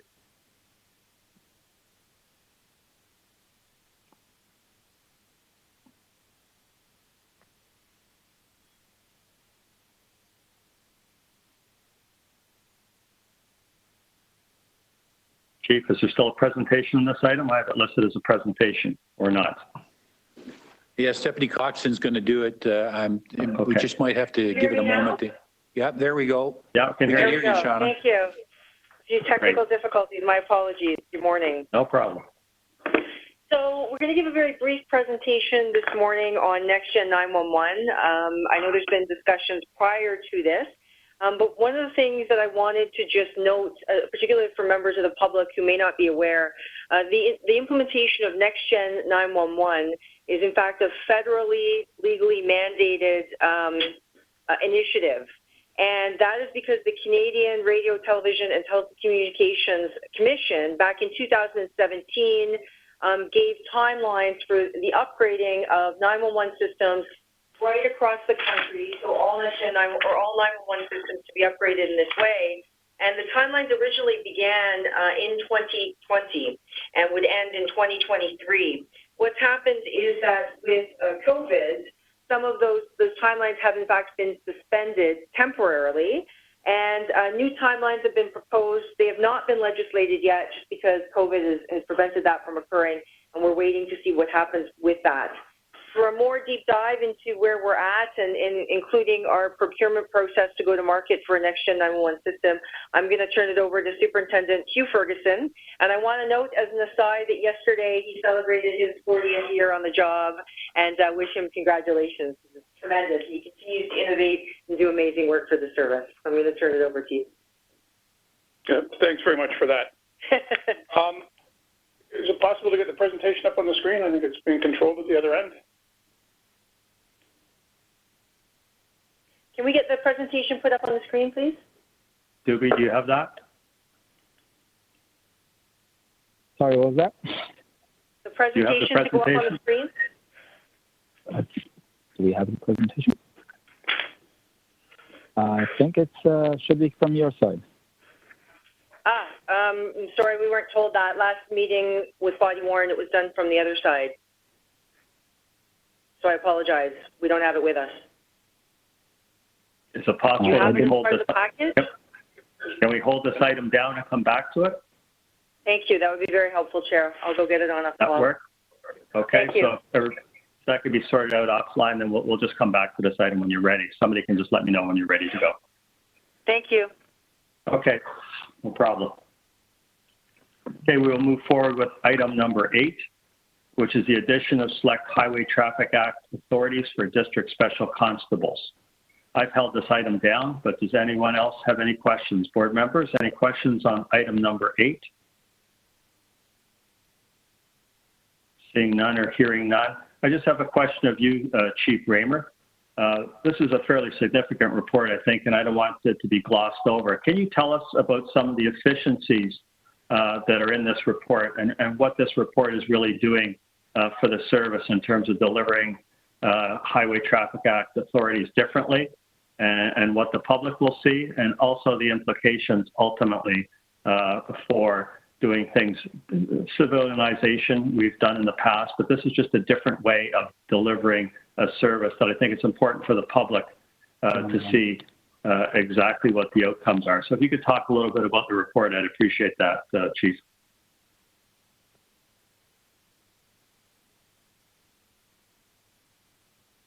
Yes, yes, Chair, I will. You know, when we look at this report, it demonstrates how we're continually examining the way the services are delivered to the communities and always trying to find a way to modernize. When you look at granting the district special constables these authorities, it makes for a more efficient and effective use of personnel and resources and traffic-related tasks that don't require an armed police officer.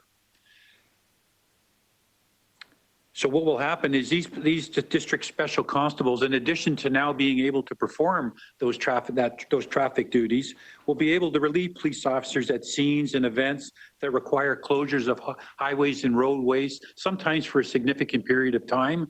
And in the case of a traffic fatality or a major criminal event, and thereby freeing resources to respond to community concerns that need to be addressed by a police officer. So I see this as a process of our modernization, and it's a very effective step going forward and enhancement to our special constable program.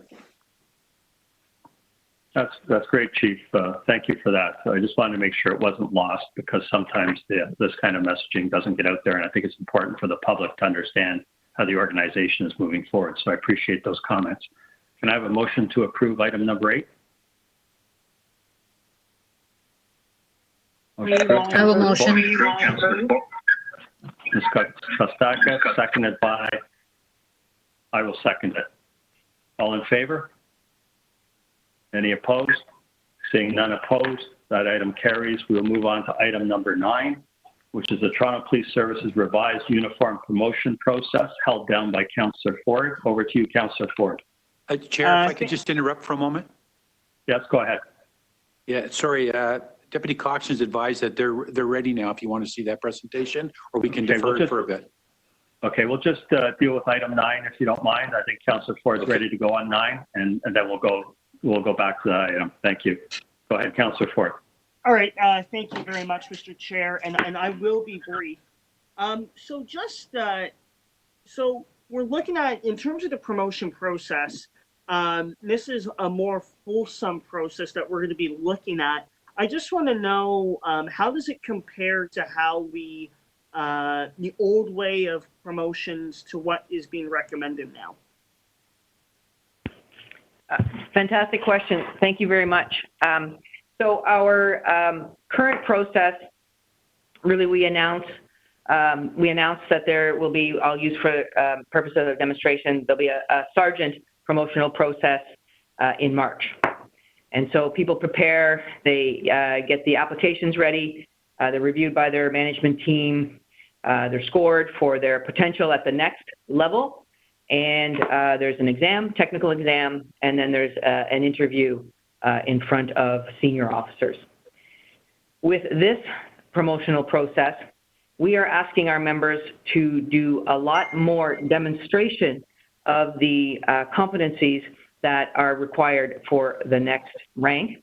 And so the screening tools, so there is an entire process that includes taking a leadership development program. You know, we talked about the demonstration of their impact in our communities.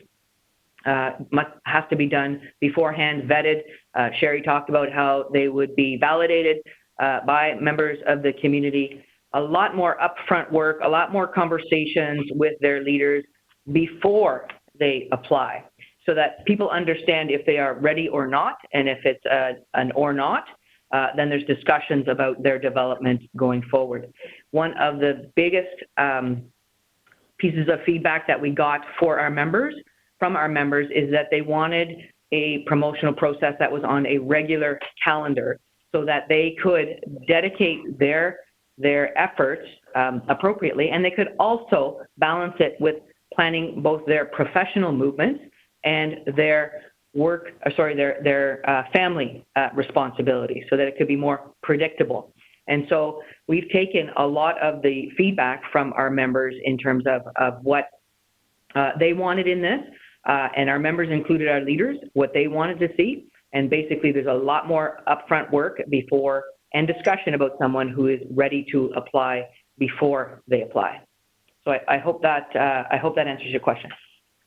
I think, yes, no, absolutely, Deputy McLean, and thank you for that. And then just specifically to the composition of the selection panel, what will that composition look like?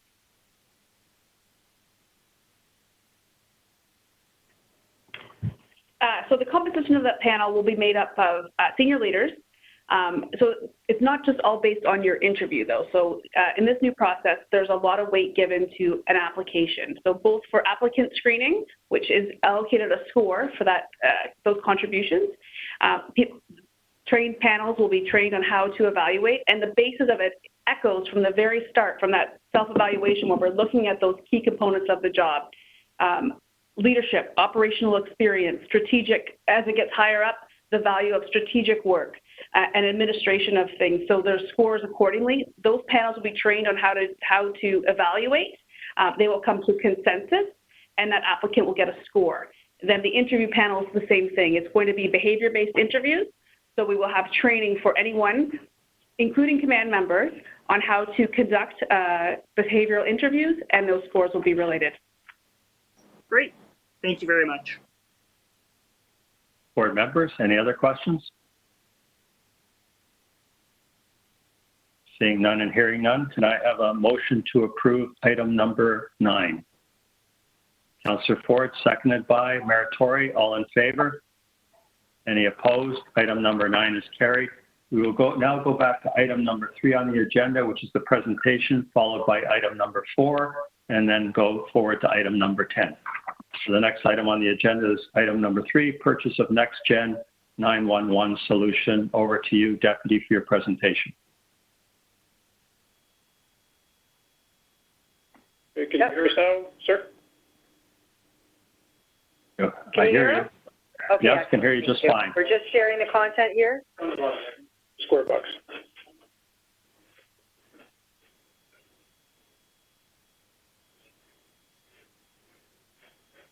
Okay, so before you have a board report on a recommendation for the purchase of the next generation 911 solution, which is something we've been working at for well over a year with program manager and technical advisors assigned to the task. When if we go to the next slide, please. So a little bit of history on 911. It was actually on the 22nd of March, 1982, that Toronto took its first 911 call. Hate to say I was on the job at the time, but I was. I didn't take the call though. And it was strictly a basic 911 system. In other words, a 3-number line that came in, and the call taker could talk to the public. There was no data available. They had to obtain address information, caller information. Everything was all done by voice. We've come along a little bit, and I will say just a little bit these days, in that we now get subscriber information on landline calls only, so we know who owns the line, but not necessarily who's on the phone. And we get tower-based information on the location of cellular calls. It's a triangulated system that the cell phone providers give us to a certain level of accuracy, and that varies depending on the geography of where the caller is. We do not get subscriber information on every call on the mobile calls, although we have the ability to get it. It does take time, and there has to be designated reasons to ask for that information. We've also gone from usually 1 or 2 callers per event to multiple. The best example would be the recent attack on Yonge Street with the van, or the Danforth call where we had close to 800 calls on the one and 700 on the other. A collision on the Don Valley Parkway would normally result in 40 to 50 calls, although only maybe 1 or 2 of the people may have been direct witnesses to the event. 911 of tomorrow, and quite frankly, the public thinks we have this today, would involve texting to 911, photos coming to 911, videos coming to 911, telematics coming to 911, which would be things like OnStar reporting directly to a 911 system, or a product called Rapid SOS, which is similar to OnStar, but it's based in your cellular device. The sky's the limit. Medical alarms could also report in. And as I said, quite a few members of the public assume that this is the system that we have, especially the younger members of our community who have grown up with a cell phone in their hands, and having suffered through my children calling me to dinner via text, they don't like to talk on a phone. Next slide, please. The 911 of today, whoops, sort of looks like this at the end user state where our dispatchers sit, or our call takers. A couple of computer screens, keyboard obviously to get the information, but the hub, if you will, of the phone taking, the call taking experience is that big clunky phone in the middle of the desk, and several buttons to transfer calls, etc. The technology that exists in behind it is that technology that came in the middle of the 1980s. It's copper wires and switches. It's at the end of its, not only at the end of its life cycle, it's at the end of its life. Our switches that we have in place right now, which were installed approximately 3 years ago, 2.5, 3 years ago, are not upgradable to the NG platform, and they are not compatible with it. The whole system has to be replaced. We're going from a copper wire and switch system to a computer network system where the call is delivered along what we call the EZNet. This is the new phone, if you will. It's that computer screen on the right that says soft phone on it. The call taker answers it with a click of a mouse. All of the data follows the call. So the call and the data now come in as one session as opposed to 2 separate screens. They're able to transfer between PSAPs all over the country, as opposed to right now we have to send screenshots of the information. And in the not too distant future, the subscriber information and the geographic information will come in directly from the cellular device. We'll know exactly where the call is. In the first instance, it'll be the X and Y coordinates only. Again, in the not too distant future, they anticipate that the Z coordinate for height will also be present. There's also some other enhancements to the system. You can see on the right there the light pole, which gives us the status of the call taker, something we don't have now.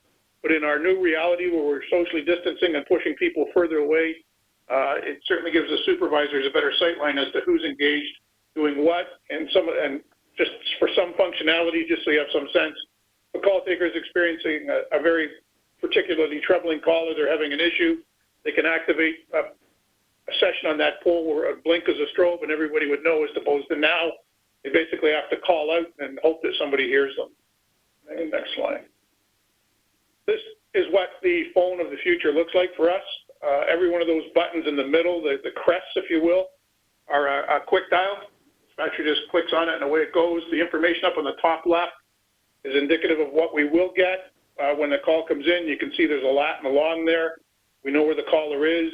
In the event that they can't speak or don't speak, we can dispatch right to the coordinates because it will connect to where that is on our mapping systems. We do have the ability to get texting in as well. And the good news is, with our texting technology, the way it's designed, we still have the sound in the background. One of the concerns of our call takers was if we went strictly to text, we would lose out on all of the auditory cues that they currently rely on, such as screaming in the background or noises in the background.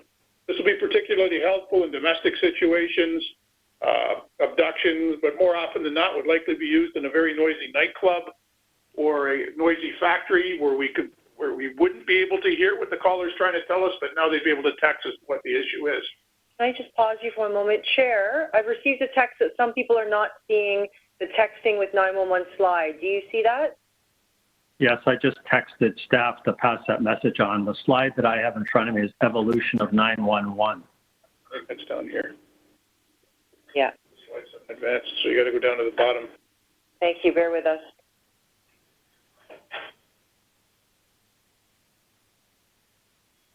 Oh, go back.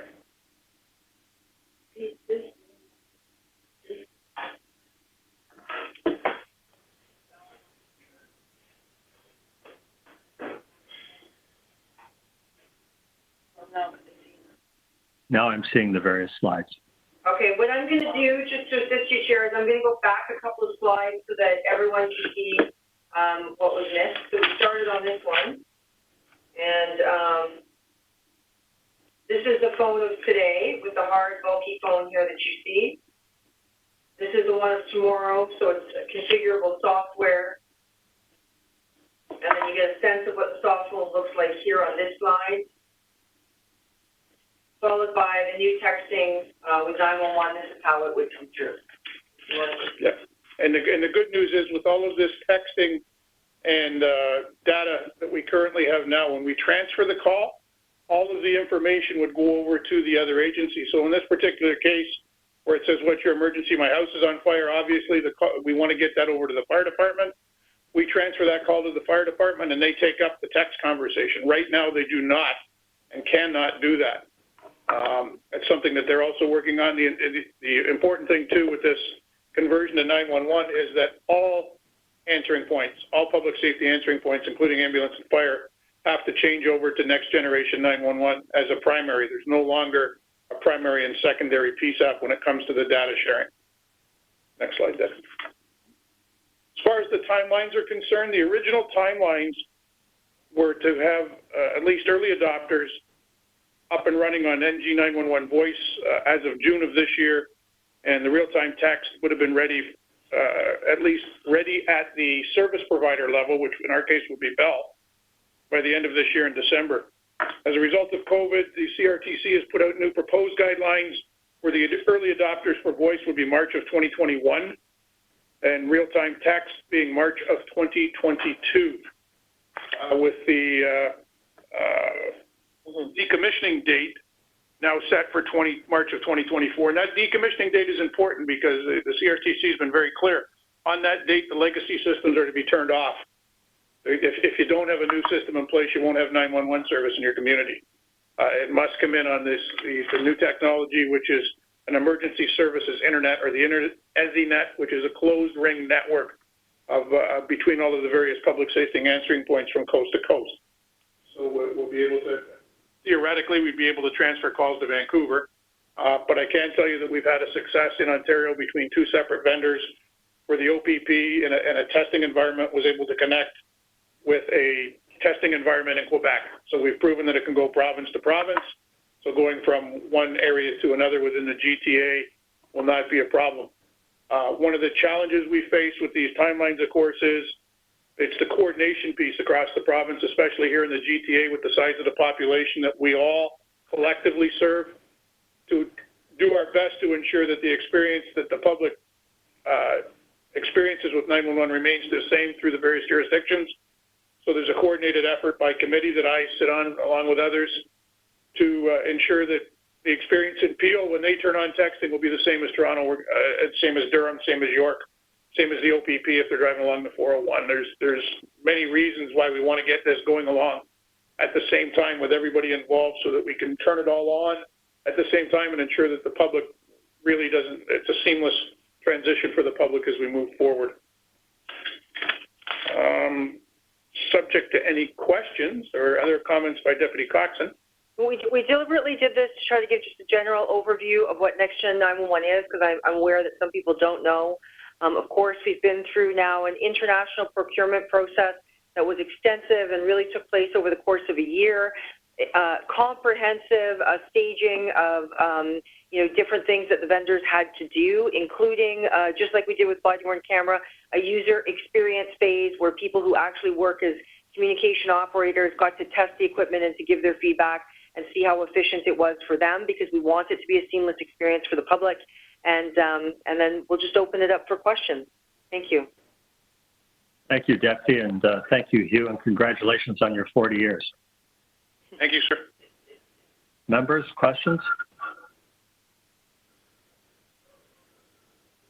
Not seeing any or hearing any. Your presentation was so good, I don't think we have any questions. No? Okay, thank you very much. Really appreciate it. Can I have a motion to receive the presentation? I'll motion. So, yep, Ms. Kostakis, seconder. Seconder, Councilor Nunziata. Thank you. All in favor? Thank you very much. That item carries. Item number 3 is carried. Item number 4, which is the Toronto Police Service Board's race-based data collection, analysis, and public reporting policy quarterly progress update on implementation for the second quarter. Mr. Morgan, I believe you had questions on this matter. Yes, thank you, Chair Hart. And some of my questions were answered earlier, but I just had a couple more pieces, points of clarification. I know that it speaks to the self-ID pilot. I just was wondering, I know there's expectation for quarter 3 2021 implementation. I'm just wondering, what are the plans, and maybe you can just speak to a little bit about the road ahead and how to get to that implementation piece. So that's question 1. And my second question deals with the Indigenous engagement strategy. It seems like it might be on pause given certain challenges. I was just wondering if that was based on the Indigenous community's needs or requests, or was there some other factors that made that determination? So those are my 2 questions.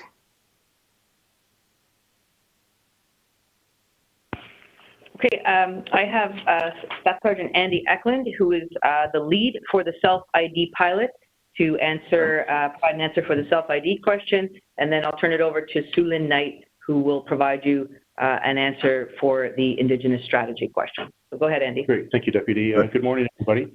Thank you. And thank you for the question. So just to clarify, what we have is we're looking at actually Q4 of 2021 to go live with the self-ID pilot. As we look at the pilot, we have to balance the needs of the requirements of the Anti-Racism Directorate data standards, needs of our community, plus our own internal capabilities of rolling out this project. So some of the milestones that we're looking at with the project is the first thing we're doing is we're putting together a steering committee, which will include members from across our service that are experts in each of the different pillars I've identified that we're going to need to work on. That includes community engagement, internal engagement, our own records management systems, corporate communications, and so on.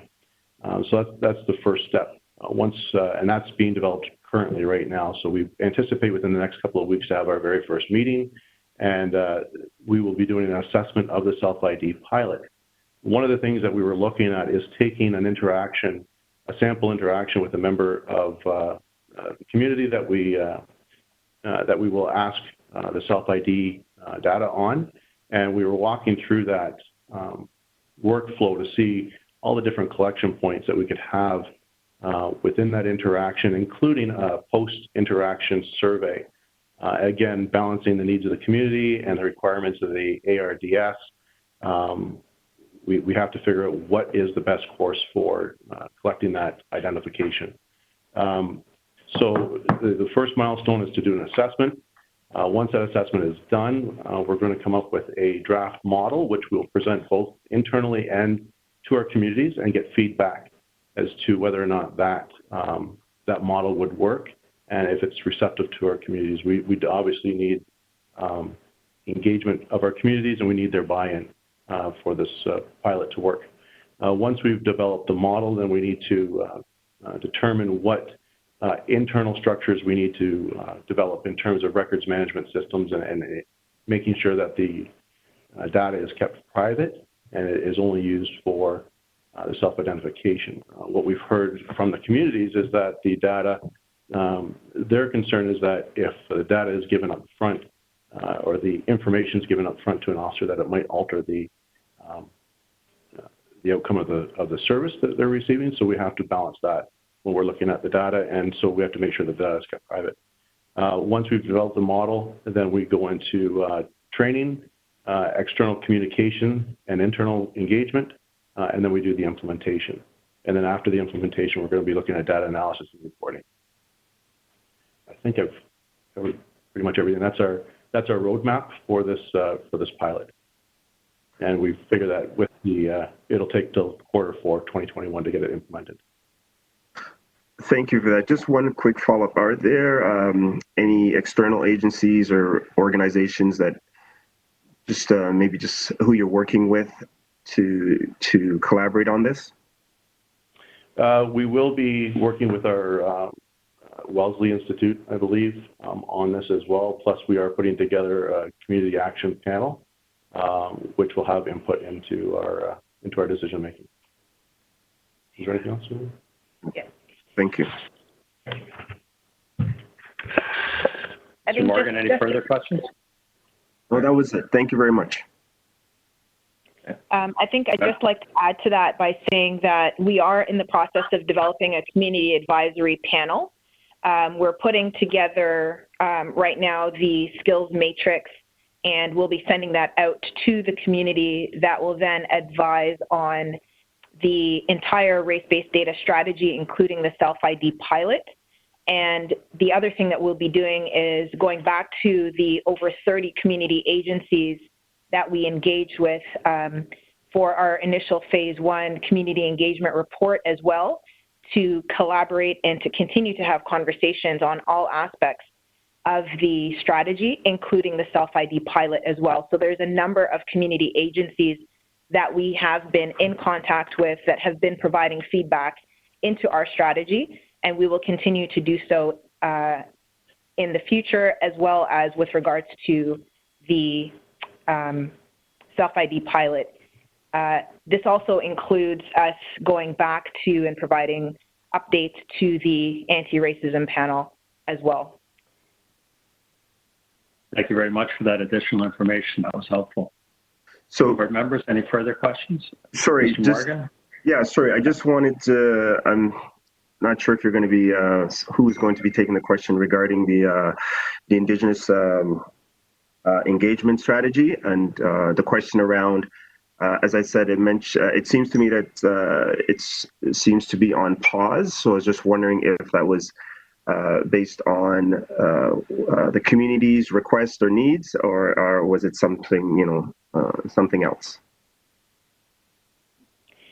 We have been in contact with Indigenous community organizations as well as individuals who are involved with data collection and analysis from Indigenous communities. What we've heard overwhelmingly is that what they would like to see is for us to have a position within our units and within the organization that specifically deals with Indigenous engagement and is a member of the Indigenous community.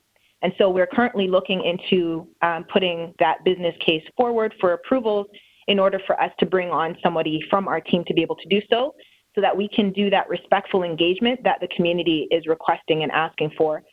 In addition to doing that, we are continuing to build information and relationships with our Indigenous community partners and individuals in the meantime while we're getting the position up and running. Okay, thank you. So, thank you. Morgan, anything else? No, I just, I'm just, I guess from my understanding, so currently there isn't that necessary structure created. We're in the process of creating that, an individual or a group or a unit to speak to some of these Indigenous issues. So there's currently not a department or a person that's in charge of that. That's something that we're creating. Is that correct? We do have members on the team who are in charge of community engagement, and we have been engaging with and had a strategy for engaging the Indigenous community. But what we've heard overwhelmingly is that they would like to see an Indigenous person specifically take on that work. And so in the meantime, while connecting with them, we are looking into bringing on that specific person to continue the work that we've already been doing. The other thing that we heard very clearly is that they're looking for in-person engagement. And so as you know, during the time of COVID, there's been a lot of, as we are doing now, online types of interactions with the community has said something as specific and sensitive as race-based data collection, identity-based collection for the Indigenous community and its deep history in colonization. People have said that what they would like to see is in-person conversations. And so, we have to make sure that there are safe conditions to be able to do so, but also make sure that we're honoring what the community is saying and bringing on somebody from the Indigenous community to safely do so as well. And so in the meantime, while we do have the strategy and plans in place, not yet finalized, but we are honoring community and bringing on somebody specifically to assist us with that. Thank you very much. That's very helpful. Thank you. Board members, any further questions? Hi, Chair Card. It's Lisa Kostakis. Can I just do a follow-up question? Go right ahead. So in reading the report, which is very thorough, thank you, and everything that you just discussed, just to follow up and some clarity on, is it possible to share some of those skills matrix that you're talking about in your selection, I guess, with the Indigenous community, but also with the partners that you spoke about earlier? Any partners or stakeholders? Are you able to share the names and the lists of your outreach efforts with those organizations or stakeholders that you will be meeting with? Actually, at the next board meeting, we are going to be sharing the community engagement report of the engagement that we had conducted over the fall and into the early part of this year, which saw that we had engaged over the 30 organizations that I had mentioned, and individuals engaged actually over 800 across the city of Toronto. And so that is a report that will be coming to the board for the October board meeting. Okay, thank you very much. And Councillor Nunziata? A supplementary as well. So would you be able to give us a breakdown on the agencies citywide in which areas these agencies represent? Yes, that is currently in the report that we will be providing. We also, just to add to that, we will also be able to give you the list of the agencies, but we also did a demographic breakdown of the individuals that were also consulted and engaged. And so we can give the breakdown of the race, age, gender, and other sociodemographic information that we collected from the individuals that participated in our engagement process. Okay, thank you.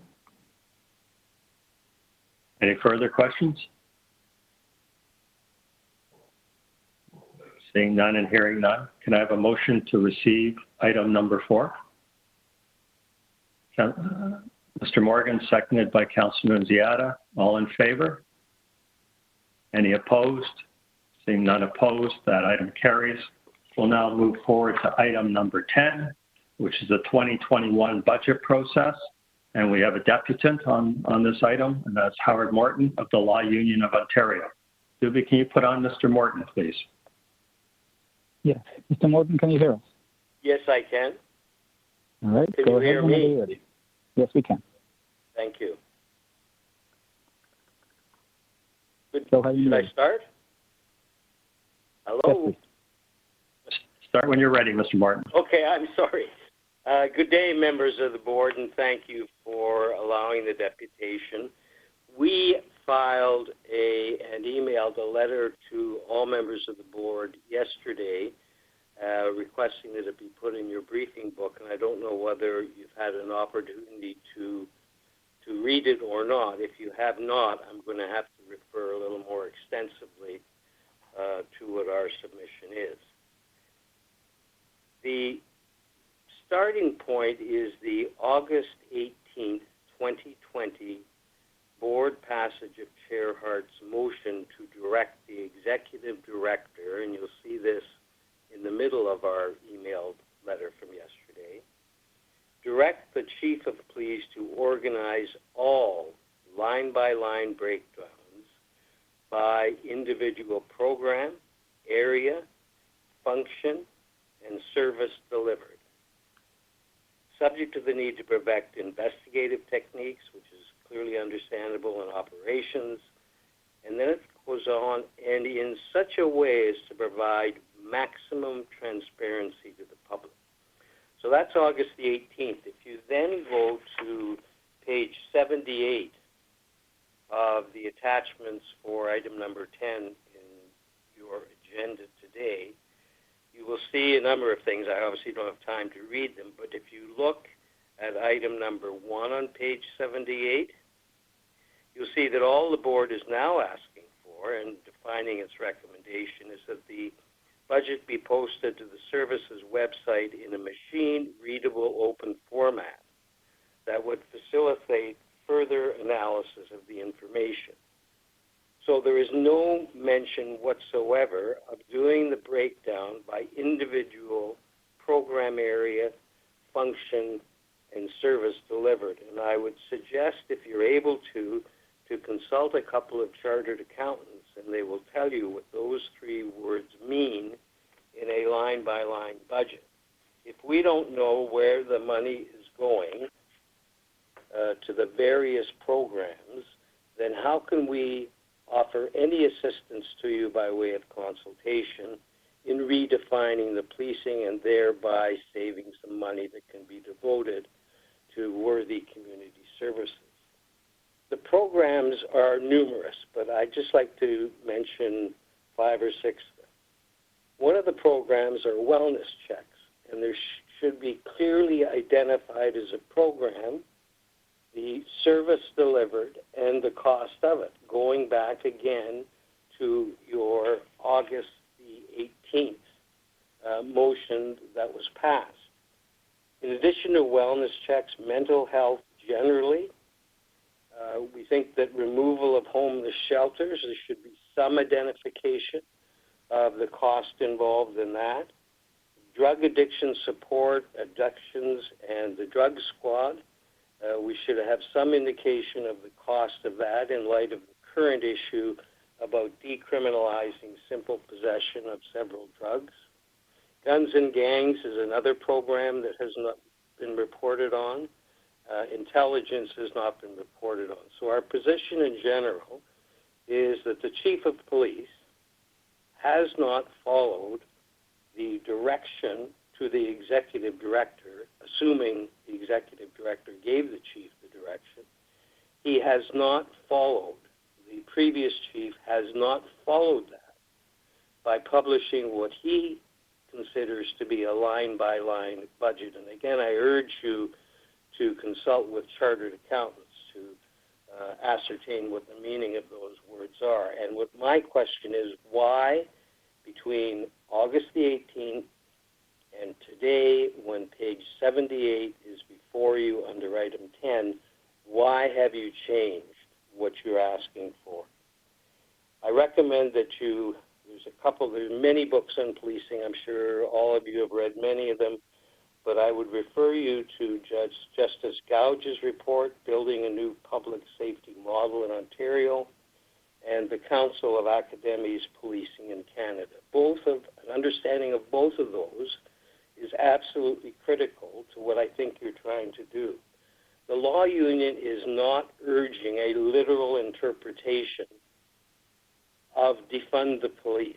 What we are seeking to do is to have a redefinition of what police do, what they're good at, what they're not good at, what they're capable of, what they're not capable of, what they're sufficiently trained in and what they're not sufficiently trained in, and to take away from policing in a very general way those items they're not good at, not capable of, or not trained to do, and provide those to community organizations and Mr. Morton, I'm going to have to stop you there, Mr. Morton. I'll let you go over time, but you're getting close to 5.5 minutes, so I'll have to stop you there. We do have your written deputation, though, which is very helpful as well. Before I ask, I'm going to ask members if they have any questions of you, but before I do that, I'm going to ask the chief or perhaps Mr. Venenziano to comment on what you've stated about what's been posted versus what's been asked for. Because we have not changed in what we're looking for from the service. And I can assure you they've already put up a very transparent budget. But I would like either the chief or Mr. Venenziano, either one, to perhaps comment on your comments, and then I'll ask board members if they have any questions of you. Over to you, Chief. Okay, thank you, Chair. I just will say that in my view, our staff, led by our director, Savina Dhaliwal, has done an outstanding job. And in fact, we are establishing a new standard for reporting and transparency. But what I'll do is I'll turn it over to our CAO, Tony Venenziano, and he can address the question with more specifically. Thank you, Mr. Chair. As the Chief has just stated, it's our view that, in fact, we have met the direction of not only the board, but City Council, in terms of taking what we used to do, which was a line by line, but at a very high level, at the service level, and now breaking it down by unit and services. So there's greater transparency in terms of the services that we provide and how much those services cost, and as well as both the uniform and civilian complement that are in fact allocated in the provision of those services. We are somewhat constrained, or we have parameters around ours and the city's financial system in terms of how we break that down. But I think there's also a question of which programs and what areas we would have to look at. And so Mr. Morton has pointed out certain programs that certainly the law union would like to see, and others would have other programs perhaps. We would have to do those on a very specific ad hoc basis in terms of getting information, gathering information, and then providing it, like I said, on an ad hoc basis. I think what we provided right now is very transparent. I think it's best practice in terms of other peers that we have, both in policing as well as other public services that are provided. Can we do better? Of course. We will always try to improve what we provide, working with the city in terms of their new budget process and the transparency that they want to implement as part of that process. We are very much part of that group, that team, and certainly will provide whatever information that the board requires on an ad hoc basis. We provided the information on August 18th of this year. We also included an opportunity and asked for people, if they did have feedback, suggestions, that we would take those into account. We've got some of that feedback, and we've posted the answers to those questions. So I think we've done the team has certainly done a very good job of meeting the request of the board and City Council. Thank you, Chief, and thank you, Mr. Viziano. Any questions of the deputies? Seeing none, Mr. Morton, thank you very much for taking the time to speak with us today. We really appreciate it, and we appreciate your advice. Thank you very much. I'll bring this back to the board. So the 2021 budget process, item number 10, can I have a motion to approve that report? Sorry, I skipped one step. Any questions on the report from board members?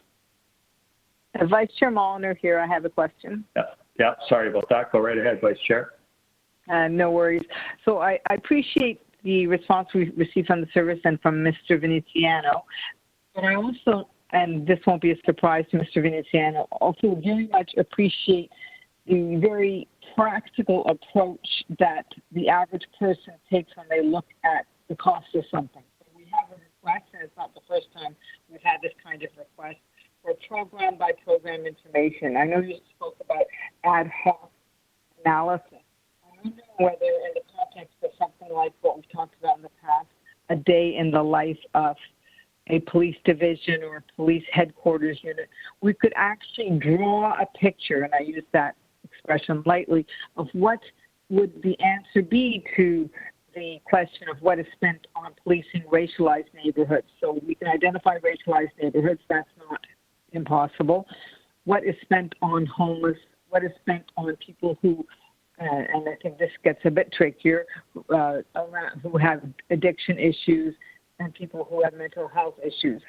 What is spent on weapons and arms, no, we have that as a budget line. So if you were to answer this as a very practical set of questions, what would that look like? I'm not asking for the answer now, but I think it's a reasonable request for people to know, what does the money look like in actual expenditure with real items that make it understandable to the average person.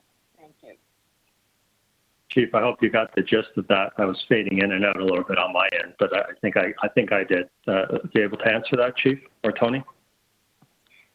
I got bits and pieces, so I'll do my best to answer the question. I think, Vice Chair Mulliner, we have discussed this in the past, and certainly I think it's something that we actually did a number of years ago, and it was the day in the life of a police division, and that was, I think, 14 Division. I think what we'd like to do is the day in the life of the police service, and some of the services that we provide on a 24/7 basis, 365 days a year, to give the public a better understanding of services that not only we provide directly that they see, but services that are provided behind the scenes in terms of investigations and other things that we do, community engagement things or initiatives that we provide. So I think it's a great idea, and I think it's something that certainly we can strive to provide the board as well as City Council. Thank you. Vice Chair, any further questions? No, I'm good. Thank you. Board members, any questions or anyone wish to speak on this item? Tori, go right ahead. A question that's actually about 2020, just while we're on budget though. Could Mr. Veneziano or anybody else tell us what kind of traffic we've had on the website where we posted the, the full budget, I think, for the first time? I'm just interested in how many people have accessed it and, any information we have about any of that, or whether we've got a lot of questions by email, from people who looked at the budget, or just any feedback to the fact that we, took that step, which was quite significant relative to the history of budget information. Mr. Mayor, thank you for the question. I'm going to ask Savina Dhaliwal, our Director of Finance and Business Management, to answer that question. Yeah, good morning, everyone. So we posted the budget around August 18th. And at that time, in the days before that and the days after that, there were upwards of 700 to 800 visits over that period. It peaked at close to 860 and then, petered off. In terms of the email, so we did leave an email address also opened. We received messages of support as well as questions. And so those questions, there's probably a little bit over a dozen, are posted right now on our website. Thanks very much. That's very helpful. Thank you. Members, any further questions? Anyone wish to speak? Councillor Nunziata, go right ahead. Just a question. So for today's report, recommending that the chair and vice chair as the members of the budget committee for the following budget, correct? That's what we're approving. I can answer that. Yes, that's correct, Councillor. And any member of the board who wishes to attend those meetings is free to do so and participate as well. Yeah.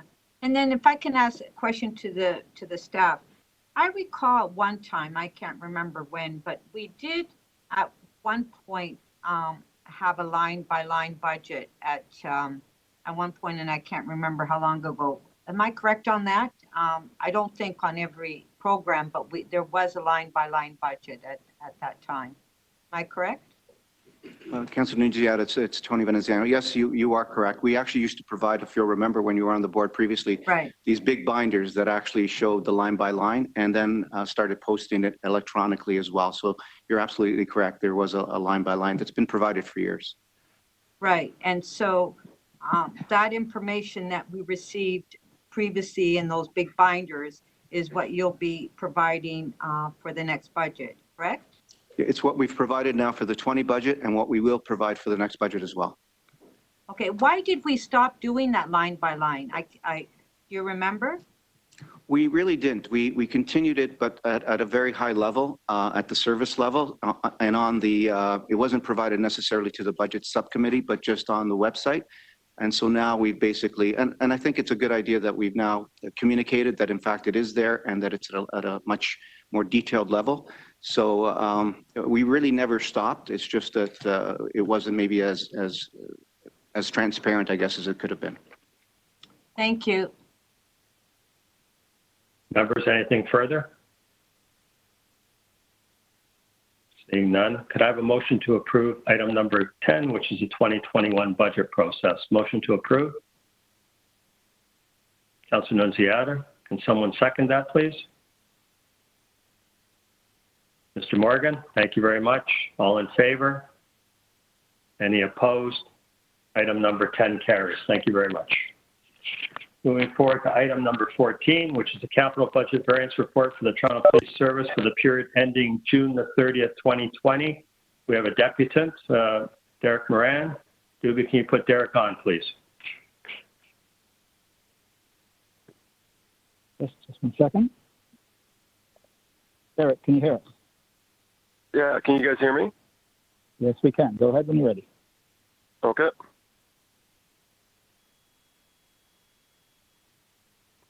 I just want to say by me speaking at this meeting, this shall not be deemed to be in any way my consent expressed or implied in doing so as fraud. God bless Her Majesty the Queen and long live Her Majesty the Queen.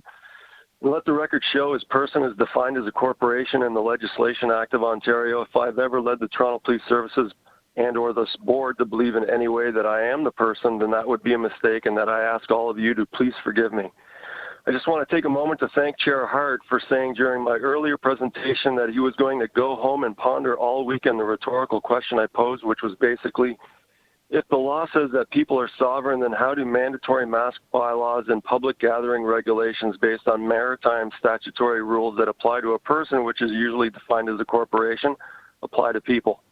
So in this report it mentions facility projects due to COVID-19, the province of Ontario took significant and unprecedented measures to curb transmission of the virus by closing all non-essential businesses, including construction projects, for a period of time.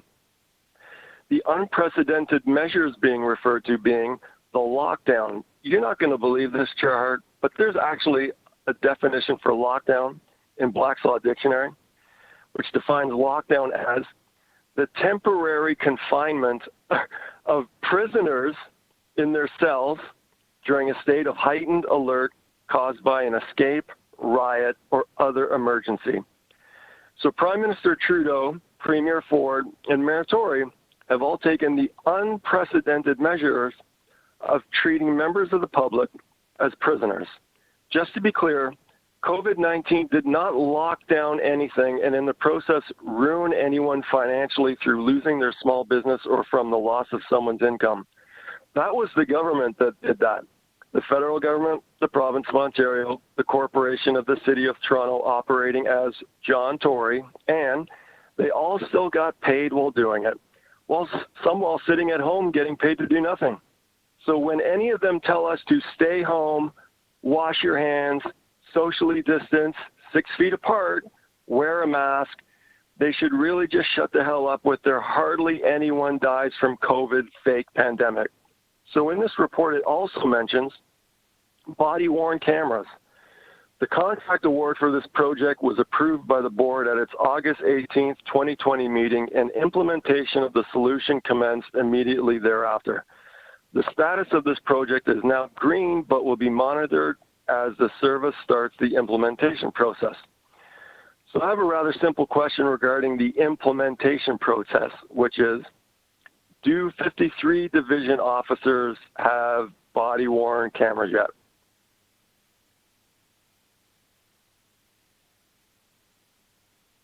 Hello, am I still on? Is this working?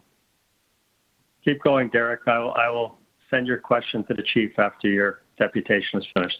Go ahead. You sure I'll get a yes or no on that after I'm done? Just keep going, Derek. Are you giving? Oh, Chair Hart, are you giving me an order? You're going through your time. I said I will ask the chief to respond to your question. You have a minute and a half left. Go ahead. Okay, so I'll tell you why I'm asking. I'm putting together a notice. Remember, Chair Hart, when I talked to you about Asian Court Mall last year? I went to the Walmart at Asian Court Mall recently, and I got some self-laminating see-through plastic to put together a little notice that, amongst other things, will explain to a 53 division officer if they're wearing body-worn cameras yet, which will explain to them, amongst other things, things such as Romans 2:11. I'll be able to show them where exactly it says in Romans 2:11, for there is no respect of persons with God. And where it says in Regina versus Rostad, 1971, the Ontario Superior Court mentioned that the law is actually no respecter of persons either. Because, as it says in GS and KS versus Metroland Media Group 2020, Ontario Superior Court said just on September 1st that open and accessible justice is a foundational principle of a functioning democracy. Confidence in the handling of threats to public safety, right, which is going on, everyone's talking about that right now, and other serious incidents requires transparency. Openness is integral to public confidence in the justice system and the public's understanding of the administration of justice. Because I want to thank you, Chair Hart, because you actually acknowledged an email I sent a while back where I let you know that I'd sent a couple notices to the TTC regarding what their definition for bylaw is, and they haven't responded to me, the same as the Northern District Library hasn't responded to me on my notice for full disclosure for what the definition for bylaw in the Toronto Municipal Code is. So I heard my time off. So. You're at 5:20, so I'll wrap you up there. Thank you very much. Chief, can you respond to Derek's question about body-worn cameras in 53 Division, please? No, we do not. They're only in 23 Division at this time. Thank you. Perfect. Board members, any questions of the deputant? Seeing none. Derek, thank you very much for your comments. We appreciate them. Chair, could I just make one further comment? Yes, go right ahead, Chief. I just wanted to indicate we're really at the early phase of the implementation, and we're making adjustments as we're looking at lessons as we integrate this further into the organization. Thank you very much, and thank you, Derek. Any questions on the item, board members? Councilor Nunziata, go right ahead. Just a question on the money that was allocated for 12 Division, which is going to be deferred. Can you explain why, or was that something critical that had to be done, or?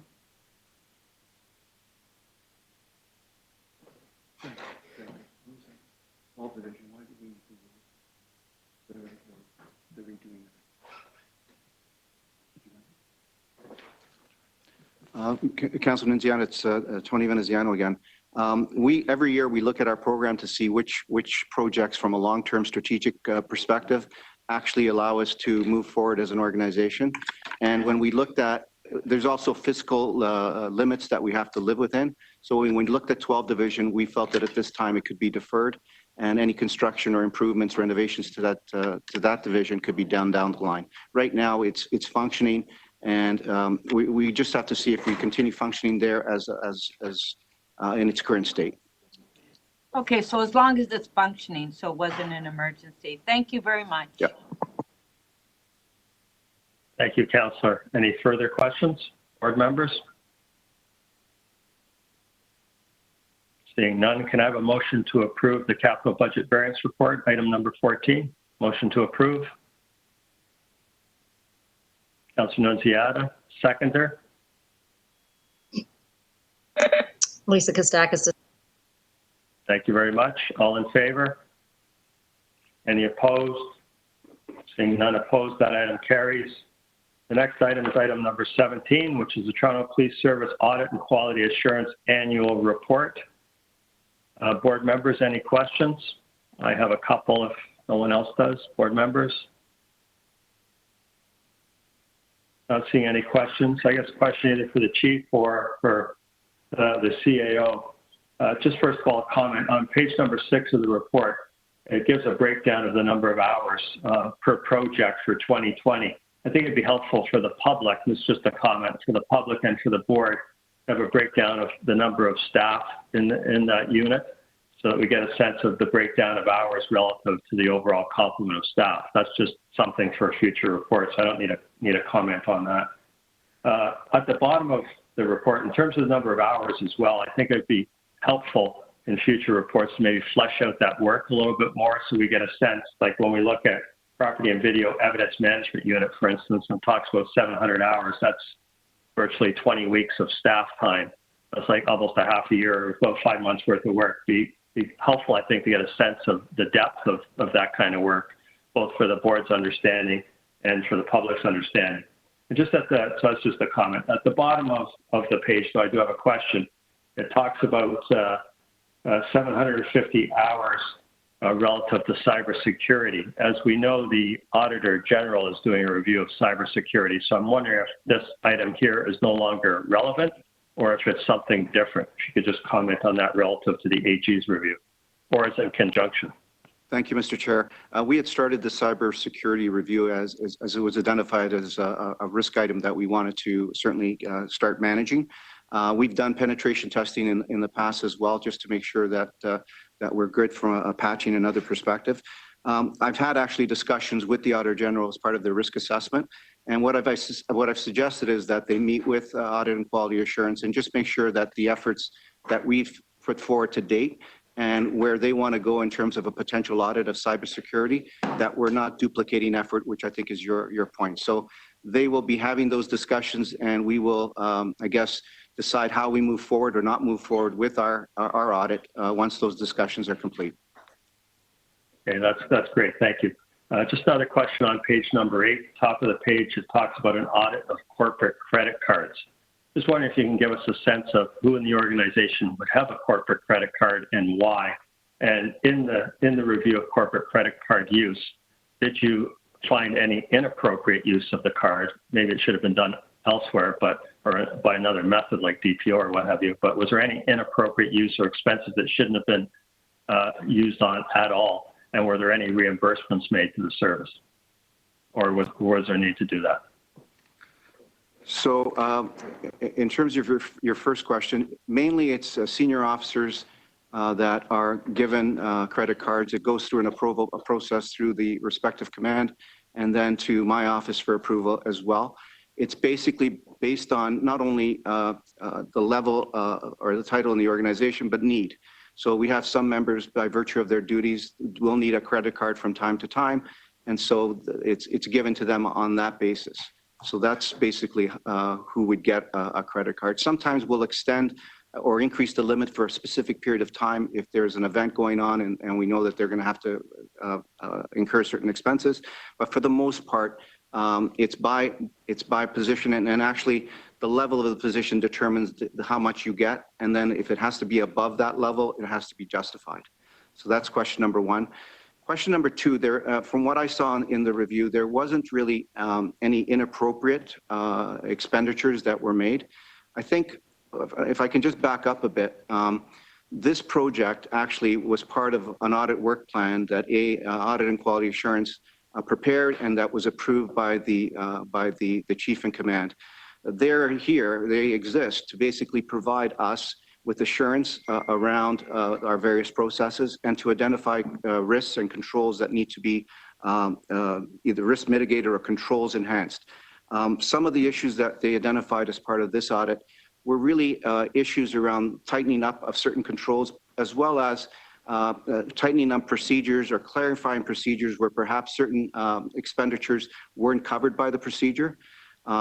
And in my view, whether it's by credit card or other means, I think it's the nature and appropriateness of the expenditure as well as the support that's really at issue. And so we want to make sure that our members, our unit commanders, who are accountable for making sure that all that information is provided before it's submitted, that they are in fact held accountable. As we go through the review, we already issued a routine order reminding people of their responsibilities. As far as tickets that we purchase, let's say for charities or special events, there's a governance that needs to be put in place around that, and approval processes for that as well. So we're working on that, all towards trying to make it very clear in terms of what expenditures are appropriate and what expenditures are not appropriate, and what level of support needs to be provided, and then reminding unit commanders and others who are approving these things that it's their responsibility to make sure that everything is there and complete before they submit it. Okay. Thank you, Tony. Just one final question. On page 10, Appendix B, talks about a risk assessment being done on an annual basis. If I remember correctly, in the City of Toronto, the AG did one every 5 years for the entire organization. I might be wrong on that, but is annual standard, and is there a need to do an annual one? I'm just wondering, wouldn't you do it less frequently and have a multi-year plan? Just a question.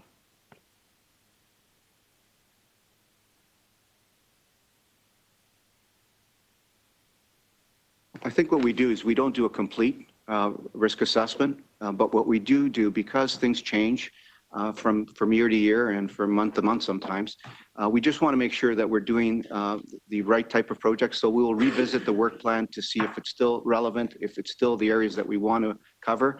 And then if something comes up that we think is of a higher priority because of the risk that it imposes, we would then change the work plan. So I don't think we don't in fact do a detailed risk assessment. We actually just revisit the work plan on an annual basis and see if it's still the projects that we want to do. Okay, that's helpful. Thanks. Board members, any questions? Seeing none, can I have a motion to receive item number 17? Motion to receive. Lisa Kostakis. Thank you, Ms. Kostakis. A seconder? Councilor Nunziata, all in favor? Any opposed? Item number 17 is carried. Item number 18, which is January 1st to April 30th, use of conducted energy weapons. Mayor Tory, you held this down. Thank you, Chair. I wanted to just ask two questions, if I could. One was to do with the a comment from senior management with respect to the overall trends in usage and what we think that means in the context of is it just increased usage because that's the way it is, or is it increased usage because it's happening in substitute for other forms of lethal force and so on? And then the second question was one that maybe is the first, which is there's this expression, I'm just trying to find it now, sorry, that talks about a category of the person that it's used on, which I found kind of interesting, and I probably hadn't really sort of noticed it before. Give me a second to find it here. But it's the one that deals with people who are not violent, and it's a kind of I wanted to sort of get a bit of a better sense. I'm just finding it here. Here we are. Passive resistant. It does amount to about 20% of the case. If you go through, it's passive resistant, active resistant, assaultive, serious bodily harm and death. I sort of find it easier to understand what active resistant means, assaultive, but then what's passive resistant? And you know, because it does constitute quite a number of the cases, and it just strikes me as one where you'd, you know, ask a lot more questions about why you would use it on somebody who is passively resistant. And so if somebody could address that specific question, and then in whatever order they want, the question of just the general trends in usage, which I think are up, although not by a huge amount, based on what I've read here, that would be very helpful. So I will try and tackle those. So just an example of passive resistance to kind of illustrate it for us is if there's an encounter where the subject is presenting some sort of threat to others or even to themselves, and they may respond to the officers by saying, "Not going to do that. What are you going to do about it?" And so you know you've got some sort of dialogue, or you know that there is some sort of indication that the person is not going to comply with the direction. I can tell you that in these situations, officers are always scanning and thinking about, does the person have the means to carry out the threat, the opportunity to carry out the threat, and are they motivated to carry out the threat? And so that is part of the decision making, but the passive piece is where there's an indication that there will be some resistance to some of the dialogue that is happening between the subject and the officer. And so in just turning quickly to some of your trends, absolutely, you know, this is the first time that we have been able to start that analysis of comparison. So we've compared the first quarter of this year to the quarter of last year, and that was because 2019 was the first time, first full calendar year that we had deployed the CEW to our front line. So we were able to compare the use by specialized units, sergeants, supervisors, ETF, and then front line. And so I have a couple of cautions on just looking at the numbers. So it is a very small sample size. It is basically from January to April of this year. So it does look like it is up. But the one thing that I have been trying to do in this report is to be more transparent about some of the other trends that we see. We tend to focus on some of the numbers of usage. But a critical factor to understanding what our members are experiencing in our communities, we've added a table on page 3 that speaks about the calls for service, so that you understand also the environment in which our officers are working in those two periods. And if you look at the chart on page 3, you can see that calls for service attended are up from last year to this year. You can see that violent calls for service, while they are down, and in such a small sample size, the percentage can look larger. We only had about 345 less violent calls for service this year that we saw last year this time.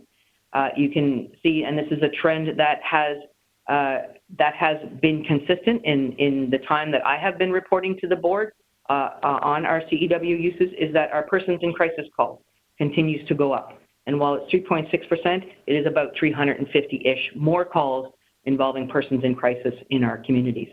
We can talk about the other pieces, the Mental Health Act apprehension and the arrest. Now, these are just a sample of some of the calls for service that our members are attending. But if we're not looking at that, then we're not understanding and really looking at the fact that 152 incidences, while each of them, you know, we do review them, when we look at the totality of what our officers are facing.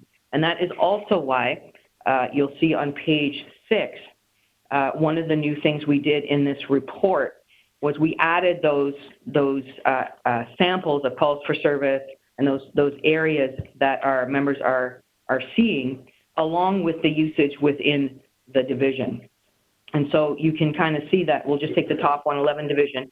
Well, they had almost 7,000 calls for service in this time period, and they had 11 incidents of use. And so that provides a little bit more transparent and a little bit more fulsome account, and that is new in this report. So we are trying to show both sides of the usage, any trends as well as we're seeing. So it is important to look at the trends in terms of the calls for service that our officers are facing and the judgment and uses that they are using this tool for.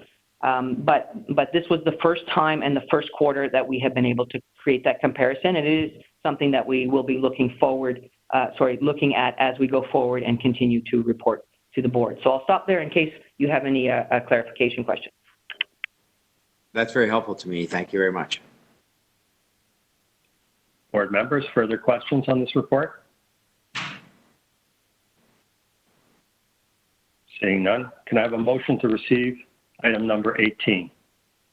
Mayor Tory, could I have somebody second that, please? Councilor Nunziata, all in favor? Any opposed? Item number 18 carries. Thank you very much. Now we move forward to item number 22, which is the quarterly report, occupational health and safety update for April the 1st to June 30th, 2020. We have a deputant, Derek Moran. Duby, can you put Derek on, please? Yes, Derek, can you hear me? Yes, can you guys hear me? Yes, we can. Go ahead when you're ready. Okay. So in this report, it says, in addition, family members and asymptomatic members are now also permitted to access the priority testing sites. I just want you all to know that I sent an email to Dr. Davila in July, one she never responded to, the end of which said, since you love sharing data so much with the public, then you won't have a problem sharing with me the peer-reviewed study you used to justify the lockdown, as we now know, treating members of the public as prisoners, and the peer-reviewed study you used to justify the mandatory mask bylaw.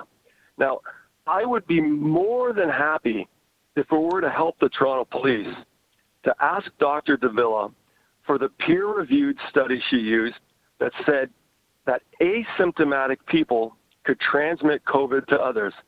Because I'm assuming, let me know if you don't have it, but I'm assuming you have my written submission there, Chair Hart. And as you can see, I have a screenshot there of Dr. Maria Van Kerkhove, technical lead COVID-19 from the actual World Health Organization itself, Health Emergencies Program.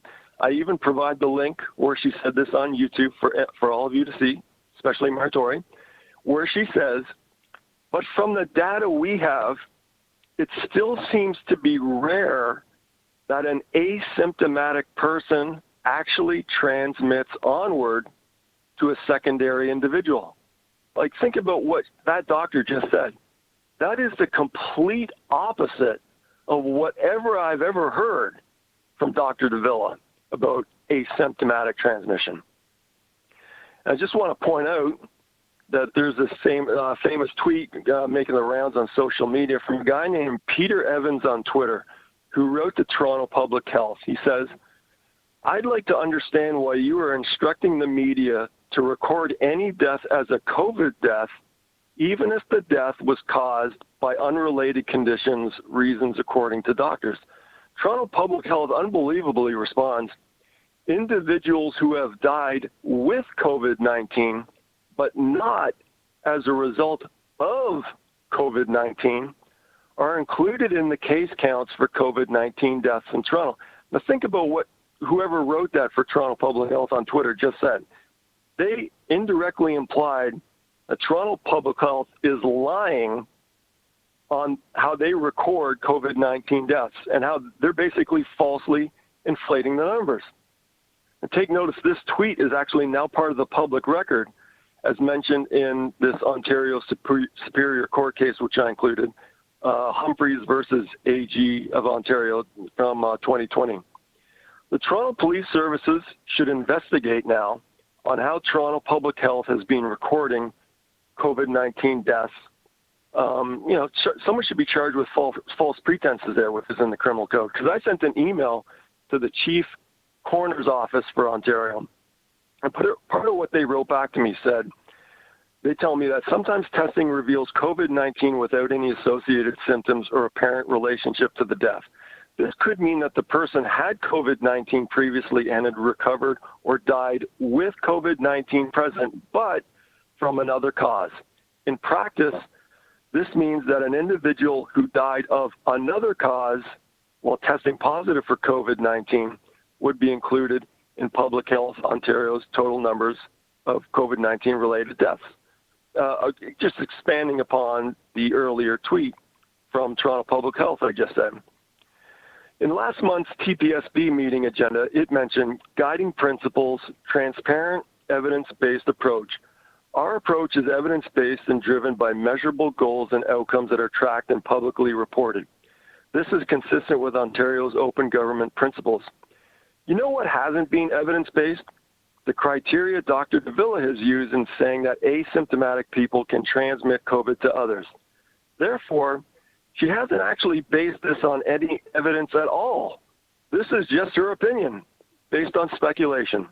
Again, I find it interesting that the legal system considers one to be innocent until proven guilty, as opposed to the health and science system, which apparently considers one to be guilty until proven innocent. And take notice what the Ontario Superior Court has had to say in regards to there being no definite, precise facts to most aspects of COVID mentioned in HMQ versus AC 2020. It appears that there are no definite, precise facts to most aspects of this crisis. We proceed on government proclamations and directives premise, we are told on that day's vested medical advice, and even at that at times has changed. Example, no masks needed to wear masks. In other words, this crisis clearly is evolving quite rapidly as more facts become accepted as known. Thank you, Derek. I have to wrap you up here well over your time. Thank you very much for your deputation. Anyways, appreciate it. Thank you. Appreciate it. Any questions of the deputant? Seeing none. Any questions on the report, board members? Seeing no questions, could I have a motion to receive item number 22, the quarterly report of the Occupational Health and Safety Update for April 1st to June 30th? Motion to receive? Marie Molliner moves. Thank you. A seconder? Seconder? Lisa Kostakis. Thank you very much. All in favor? Any opposed? That carries. That brings us, members and public, to our last item on the agenda, which is item number 26, which is the Mobile Crisis Intervention Team interim update. And we have a deputant on this item, Mr. Lurie, Mr. Steve Lurie. Can you please put Mr. Lurie on? Steve, can you hear us? Yeah. Hi, can everybody hear me? Yes, we can. Go ahead when you're ready. Okay, well, thank you, members of the board, for taking the time to take my deputation. And I just wanted to provide some remarks and some context, given the work that the Mental Health Advisory and Addictions Advisory Panel is going to be doing on this and related items. So we look forward to having continuing discussions with Toronto Police Services regarding the expansion of MCIT, as well as the development of the alternative crisis response services at our scheduled fall meetings, and hope to be able to review and comment on both the TPS and the City report to Council on these issues prior to the report going to City Council in January. As the board will know from our response to Chair Hart's report at the last meeting, we've already discussed some of these issues in depth, but are looking forward to continuing discussion.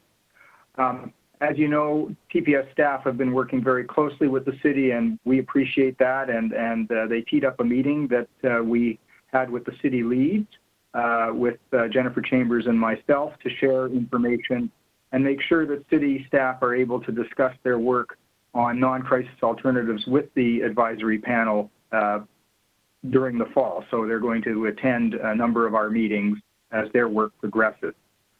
With regard to the MCIT report itself, as the board recalls, there were questions at the last meeting about the MCIT being first on scene. And as you can see in the report, 24% of the 6,400 calls MCIT responded to involved MCIT as first on scene. This is where it would be important to begin to do some data mining as we look at alternatives to police response. What were the presenting issues, the disposition and outcomes where MCIT was first on scene, and how does this compare with the PRU response calls with and without MCIT? Analysis could also indicate the types of calls that could be routed to MCIT as first responders or other non-police crisis response. It would also be helpful to look at calls where the ETF was involved, either directly or in a monitoring capacity, and examine options for ETF to coach PRU officers using technologies. This issue came up during the LOCO inquest, and I think it's an opportunity, given the extensive training and experience ETF officers have around negotiation and de-escalation. The Mental Health and Addictions Advisory Panel will be interested in hearing about TPS plans to embed a crisis worker in 911, and we will likely make recommendations and provide advice on implementation for TPS to consider. This pilot project will inform planning about police and non-union and non-police crisis response.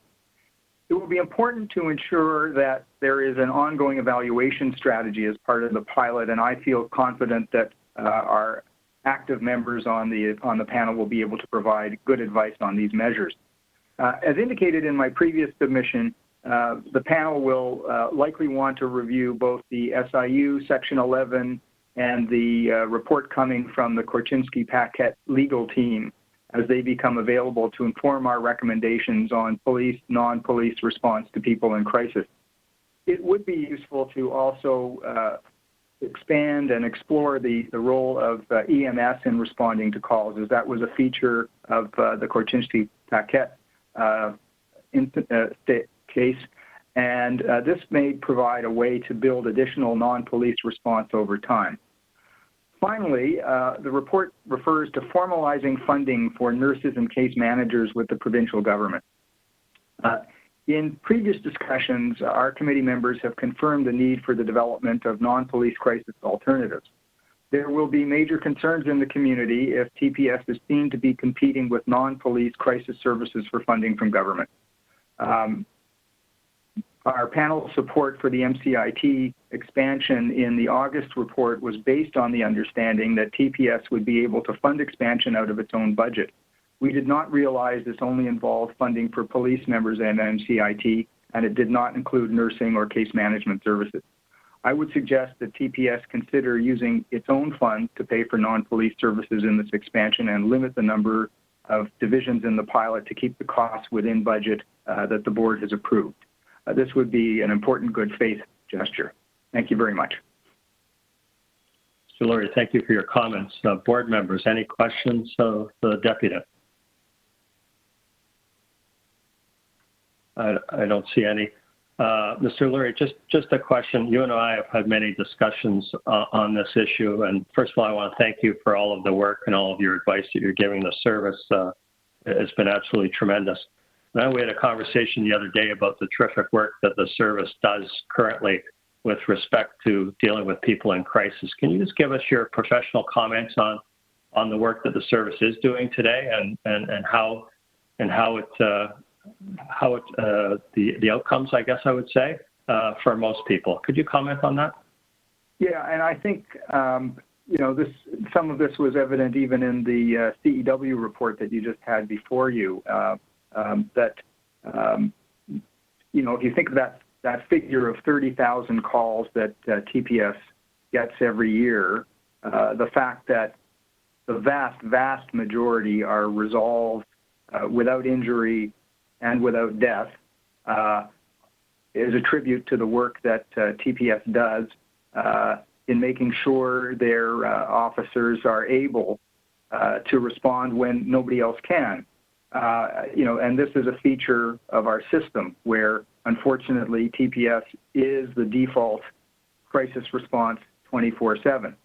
And I think the work that TPS has done in relation to upping the game on training, making CEWs and other non-lethal use of force available to officers promotes public safety of vulnerable people. Obviously, there's more work to be done. I mean, as you know, Chair Hart, the whole issue about the efficacy of training is something that the panel will weigh in on. While the training's good, we want to make sure that all officers remember their training and are able to implement it in highly stressful situations. And that's where I think the work that is being proposed through this report and the work that TPS is going to be doing with the city to expand non-crisis alternatives is vitally important.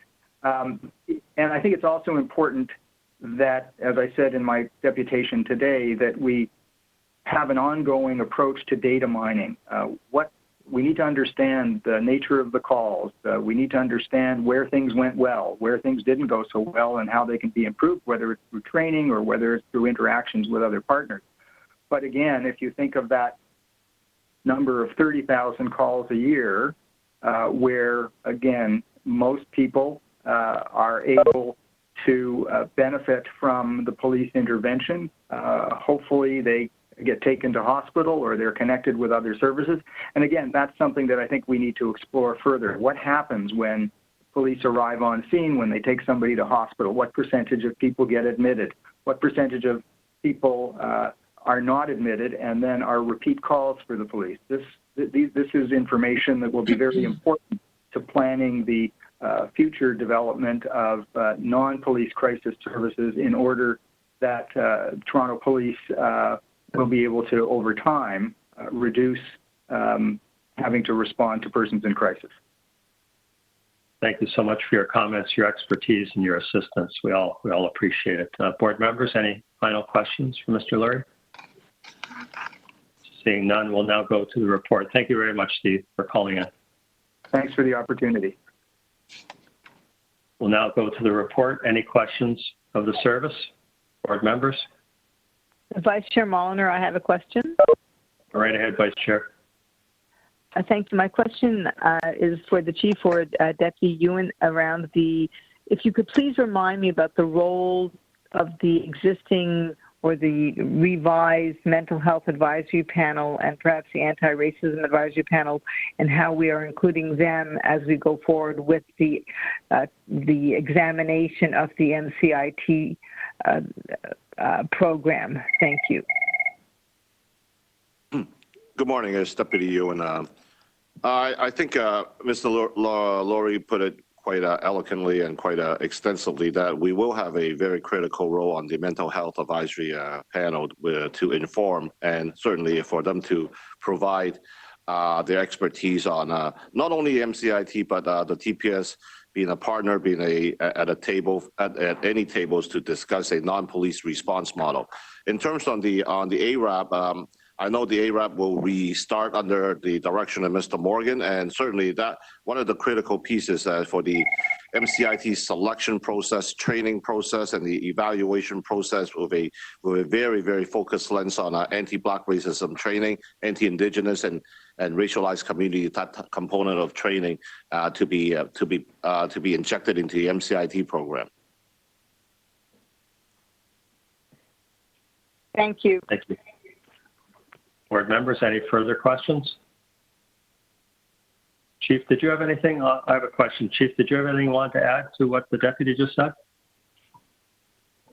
Actually, no, I guess just in closing, what I'd say is that this report really is just an overview of the changes that are underway with our MCIT program. As you can see, it's going to be it's much more robust program that's going to have 7-day, 24-hour coverage, and as stipulated in the 81 recommendations that we received. There's going to be a report following in November, and that will have much more specificity in terms of scheduling, the number of people who will be involved, and how we're engaging alternative service delivery. And that's it. Thank you, Chief. Any questions, board members? It's Lisa Kostakis. I believe Tori first, and then Kostakis. Lisa started. Go ahead. Ms. Kostakis, go ahead. Thank you, Mayor Tory. Okay. Thank you, Mayor Tory. Just to follow up on what the documents stated regarding, for the time being, there was a mention of an expansion of some kind, or at least adding another team that would only have officers, 2 officers without a nurse. Can maybe Deputy Ewan can address this? Can you just elaborate on that or bring some clarification to it? Yes, I want to take us into a picture of 16 divisions. We certainly have it's our wish to have and our goal to have one MCIT team per division for 20 hours. But if you see the statistics, we can only get to 20% of the calls. So we want to build in an extra layer where we have over 300 officers who are now trained in the Priority Response Command or the Neighborhood and Community Response Command that have MCIT training.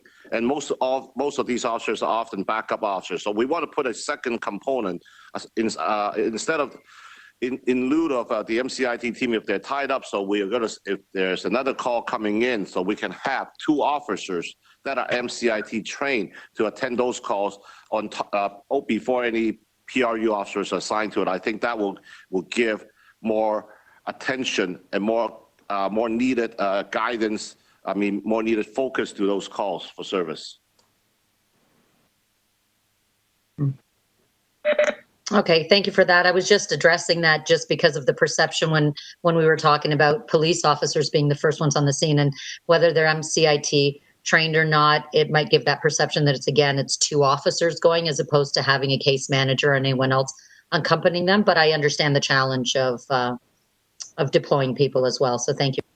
Well, I just want to add, the MCIT is a partnership between the Toronto Police Service and the 6 hospitals, and there are some challenges with funding formulas where we are funded by the city and the hospital, and the nurses are funded by the provincial entity. And certainly we will welcome more nurses from the provincial funding formula. So, but having said that, we are hopeful that we're going to have enough nurses that we can have 16 divisions in the city having a 24 at least 20 hours of coverage. And other than that, the other 4 hours that may be a vacuum that we will have utilizing our existing MCIT officers to bridge those gaps. Okay, thank you. I just think also with that they don't necessarily, the case managers that you talk about, are you referring to only nurses being part of those teams? I know in moving forward, there's other plans in engaging other sectors and other community partners that have the mental health expertise that don't necessarily have to have the nurses, but I'm assuming that's what you considered as case managers in moving forward with the project and its development, correct? A couple of things. We are going to look into a very aggressively by Q1 of 2021 to embed crisis workers in our communications bureau to divert calls to truly explore the possibility of a non-police attendance in many of these person in crisis call. Ms. Kostakis, when we speak of case managers, they are not frontline workers yet. When we go to a call, and you heard from Mr. Lowry, so these are the stats that we need to compile. The more case workers we can have on board, then we can make these referrals once our MCIT officer or our PRU officers attend these calls, and then we will triage it and refer our clients to these case workers to ensure that they are tapped into the right support network, and also to decrease the repeat calling scenarios. Okay, thank you. So very similar to the model they're using with focus tables, working with MCIT. Similarly, but the case workers could be agencies that are part of your focus tables. Perfect. Thank you so much. Thank you, Mayor Tory. I just had a question. I was looking while we were talking. That's why I was happy to have Ms. Stacks go first, because she was anyway. Did I hear the chief correctly? Because in the report it talks about the existing hours. Did I hear him correctly that the objective is in this interim step, which I call it, of expand to all divisions to 24/7? Yes, that's correct, Mayor. But to get there, as we start, some of those MCI teams will just be MCI trained officers. Right. So that's back to the question that Lisa was asking about 2 officers growing up. But that's I guess you're deeming that as an interim step of improvement, or whatever you want to call it, interim step of greater efficacy because you have 2 trained MCIT officers as opposed to regular response unit. That's correct. Okay. Thank you. Any other questions, board members? Seeing none, can I have a motion to receive this item? I will motion. Thank you, Mr. Taka. Seconder? I have a seconder. I'll second it. All in favor? Any opposed? That item carries. That was our last item. Members of the board and public who are watching, can I now have a motion to adjourn our public meeting? Motion to adjourn, Mayor Tory, seconder. Councillor Nunziata, all in favor? That's carried. Our next public meeting will be on October the 22nd. Meeting details will be provided at a later date. Thank you, everyone.